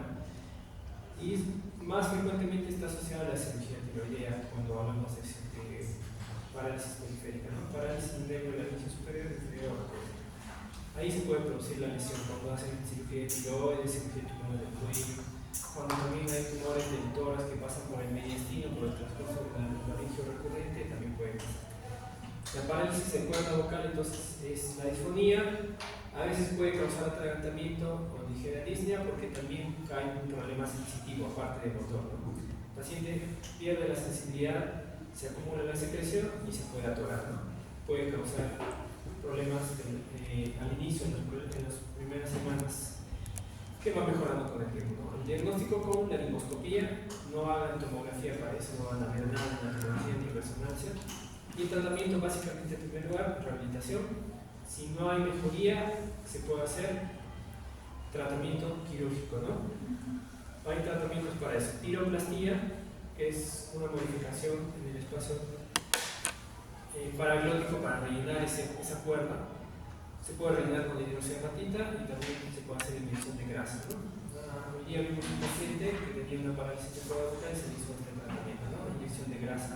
Se hace una liposucción, se saca de alguna parte, se puede sacar del abdomen, bola de bichar, de cualquier otra parte y se inyecta a la cuerda vocal para darle volumen. Si es bilateral, es decir, si las dos cuerdas están abiertas, ¿qué harían ustedes, no? El paciente tiene riesgo de aspiración. Entonces, en estos casos se hace traqueostomía para asegurar la vía aérea, ¿no? Si quedan abiertas las cuerdas vocales y el paciente deglute, la comida se va a ir hacia la tráquea, ¿no? Pues aseguramos la vía aérea haciendo traqueostomía, ¿no? Las cuerdas están paralizadas de ambos lados, ¿no? Entonces, tratamiento posterior es la cordotomía posterior. Es una resección de la parte posterior de la longitud de la cuerda vocal, lo cual mejora el afrontamiento de las cuerdas vocales. Entonces, aquí para que vean otra vez una imagen, un video de cómo se hace el diagnóstico de la disfonía. Lo ideal es hacer un examen con videoestroboscopía, se llama esto. Yo no sé por qué no se ha dejado.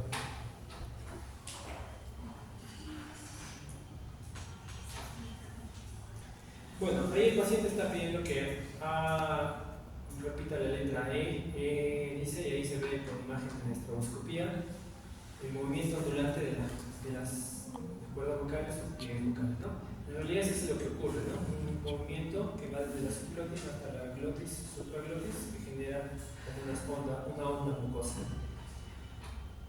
Eso no se ve solo con estroboscopía, pero es el diagnóstico que hacemos para evaluar los problemas de las cuerdas vocales, ¿no? Las lesiones de laringe, vamos ya a los temas centrales. Nódulos laringeos. ¿Cómo son los nódulos laringeos? Los laringeos característicamente pero que ven acá son bilaterales, ¿no? El pólipo laringeo, o sea, es una imagen unilateral que puede tener asociada no un pólipo al otro lado, sino una imagen por contacto, ¿no? Aquí ven como elevación de la mucosa que se llama lesión de contacto porque el pólipo genera esa erosión o lesión de la mucosa superficial por contacto directo. Entonces, vamos a ver qué es lo que diferencia el nódulo laringeo del pólipo. Es una lesión laringea benigna más frecuente, el nódulo laringeo, el más frecuente de todos. El engrosamiento bilateral y simétrico por abuso de la voz, ¿no? Pacientes cantantes, que elevan la voz, docentes o lo que sea, más frecuente nódulo laringeo, ¿no? Tratamiento, en primer lugar, rehabilitación vocal. Es más difícil que ese paciente lo operemos porque con terapia de voz, terapia de lenguaje, va a mejorar. Se puede llegar a operar, pero es la última opción. Pólipo laringeo, por lo contrario, es unilateral, también es abuso de la voz, esfuerzo vocal, irritantes, pero el tratamiento cuando está diagnosticado es microcirugía laringea. Es más cirugía para ese caso. Hay otras enfermedades como el edema de Reinke, que es el edema en el espacio de Reinke, que está asociado más a tabaco, fumadores. El quiste epidérmico, que puede ser un quiste congénito o adquirido. Entonces, el edema de Reinke es una lesión bilateral. También está asociado a problemas sistémicos como el hipotiroidismo, ¿no? Que genera en estadios avanzados asociado a mixedema, ¿no? Es algo así como el edema de las partes blandas del hipotiroidismo. En las cuerdas vocales ocurre lo mismo, pero es menos frecuente, ¿ya? El edema de Reinke más ocurre por tabaco y esfuerzo vocal, asociado a los dos, ¿no? No es una lesión premaligna, a veces pueden pensar que es eso, pero tratamiento, dejar de fumar. Es no tan frecuente en nuestro medio, ¿no? Pero en caso de que no funcione eso, vamos a microcirugía laringea. El quiste epidémico intracordal puede ser congénito adquirido, son lesiones redondeadas, como se ve en la imagen, y el tratamiento es cirugía, ¿no? Ven como un quiste retenido, se hace un corte en la mucosa, se hace una disección y es como una pelotita que va a salir completa de todo el espacio submucoso. Otras lesiones que son muy importantes también son la papilomatosis laringea y el reflujo faringolaringio, ¿no? El reflujo faringolaringio es bastante frecuente, las prácticas también deben haber visto, con mi grupo también hemos visto bastantes pacientes con reflujo faringolaringio, ¿no? La papilomatosis laringea es una enfermedad que puede estar asociada en niños o en adultos. Cuando se presenta en niños se llama papilomatosis juvenil, se llama, ¿ya? Y es una papilomatosis más agresiva. En niños es mucho más agresiva. Esos niños operan toda su etapa de niños, operan en el año varias veces, ¿no? Se operan 3, 4 veces en el año, están operándose constantemente. Es una evolución más agresiva. En adultos es menos agresiva, pero igual genera pues lesiones que son difíciles de tratar, pero más agresiva en niños. El reflujo faringolaringio está asociado a problemas digestivos, ¿no? En la papilomatosis laringea es recidivante, puede presentarse a cualquier edad, pero como lo dije, más agresivo en niños. Está asociado a BPH 6 y 11 nuevamente. En adultos sí hay riesgo de transformación maligna y maligniza también en AU, igual que el papiloma invertido, igual que AU, carcinoma epidermoide. Hay extensión al árbol traqueobronquial, sobre todo cuando hay manipulación, cuando operamos a sus pacientes, ¿no? Colocan el tubo endotraqueal y pueden llevarse una parte del papiloma y se mete hacia los pulmones, ¿no? Hay riesgo de diseminación al árbol traqueobronquial. El tratamiento es microcirugía laringea, lo más apropiado es cirugía láser CO2. Láser CO2 genera coagulación y resección al mismo tiempo con este tipo de láser, y hay algunos tratamientos coadyuvantes. El papiloma genera una lesión que está altamente irrigada por vasos sanguíneos, ¿no? Y hay un medicamento que se utiliza también en oftalmología y en otras patologías, que es un inhibidor de la angiogénesis, que es un medicamento biológico, ¿no? Ustedes han llevado oftalmología, ¿no? Bueno, en oftalmología lo utilizan en retinopatía, en degeneración macular, es el bevacizumab. Igual se utiliza bevacizumab en pacientes con papilomatosis laringea. Es un tratamiento coadyuvante. Se saca el tumor, se cauteriza y al mismo tiempo se inyecta el bevacizumab como antiangiogénico, ¿no? Porque el papiloma genera angiogénesis a ese nivel. Bueno, y hablando del reflujo faringolaringio, es característico el cuadro clínico, ¿no? Paciente con, ¿qué es eso? Carraspero, ¿no? Sensación de cuerpo extraño, bulto faringio, globo faringio, tos que empeora cuando se recuesta el paciente, disfonía que varía, ¿no? Momentos aparece, a veces no. Y en la laringoscopía hay hallazgos endoscópicos como es edema, eritema, engrosamiento de la mucosa, y en casos extremos se ven granulomas también, ¿no? Entonces, el tratamiento es inhibidores de bomba de protones en terapias en pautas largas, ¿no? 2 meses a más, ¿no? 2, 4, 6 meses, dependiendo de la evolución del paciente. Por ejemplo, en estas imágenes, ¿qué es lo que vemos? ¿Ya? Estas son las aritenoides, hay un eritema y edema de las aritenoides. ¿Cómo se llama esta estructura? Comisura posterior. Es un edema de la comisura posterior. ¿Ya? Puede haber engrosamiento o edema de las cuerdas vocales.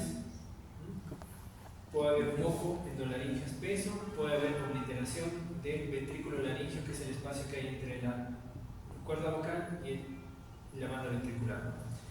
Y en casos extremos hay granulomas, ¿no? Que es el otro hallazgo que se puede asociar al reflujo faringoalérgico.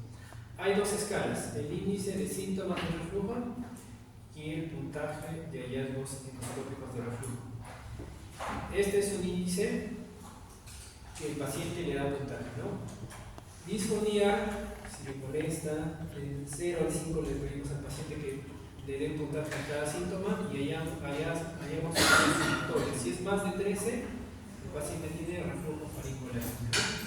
Disfonía, carraspera, moco, goteo hacia atrás en la nariz, disfagia, tos, dificultad respiratoria, globo faríngeo, ardor retroesternal o síntomas también de epigastralgia, indigestión, tos, ¿no? Entonces todos esos síntomas vienen del estómago. Ahora, es frecuente que los pacientes digan, no tengo molestias en la garganta, todo lo que les he dicho, y cuando les decimos, el problema viene del estómago, ¿no? El paciente dice, pero si yo no tengo nada en el estómago, ¿no? Entonces es frecuente esa circunstancia, que el paciente tenga síntomas laringeos, pero no tiene síntomas digestivos.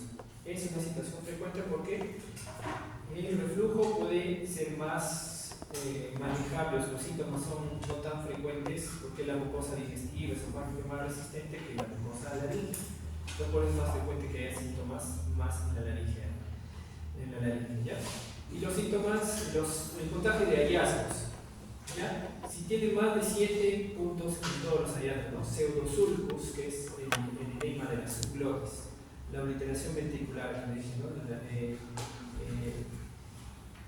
Que se vea cerrado ese espacio del ventrículo laríngeo, eritema, hiperemia, edema en las cuerdas bucales, edema laríngeo difuso, hipertrofia de la comisura posterior, que es la paquidemia, granuloma, poco de anestesia, hacemos un puntaje. Y nosotros le ponemos un puntaje y podemos hallar que el paciente tiene reflujo faringoalérgico. ¿Cuál de estas escalas sería más apropiada de aplicar al paciente? El puntaje de hallazgos es operador dependiente, o sea, si ustedes le piden a un médico que haga la evaluación, él puede hallar un puntaje y otro médico va a hallar otro puntaje, que mientras encuentren el límite va a ser más difícil pues creerle, ¿no? A cuál de los médicos le preguntan. Es operador dependiente, entonces más factible es el puntaje de hallazgos de síntomas. El paciente le pregunta y tiene más de 13, es más factible creer a este hallazgo que a los síntomas que a los hallazgos endoscópicos, ¿no? Bueno, las cirugías de laringe se realizan así, por suspensión laringea, ¿no? Laringoscopio, suspensión, microscopio, endoscopio, y se hace la lesión de la cuerda bucal. Si estamos en una medialización de cuerda bucal, se hace una inyección de grasa en el espacio paraglótico de la cuerda bucal, ¿no? Bien, entonces, ahora para terminar, ¿alguna pregunta de todo eso?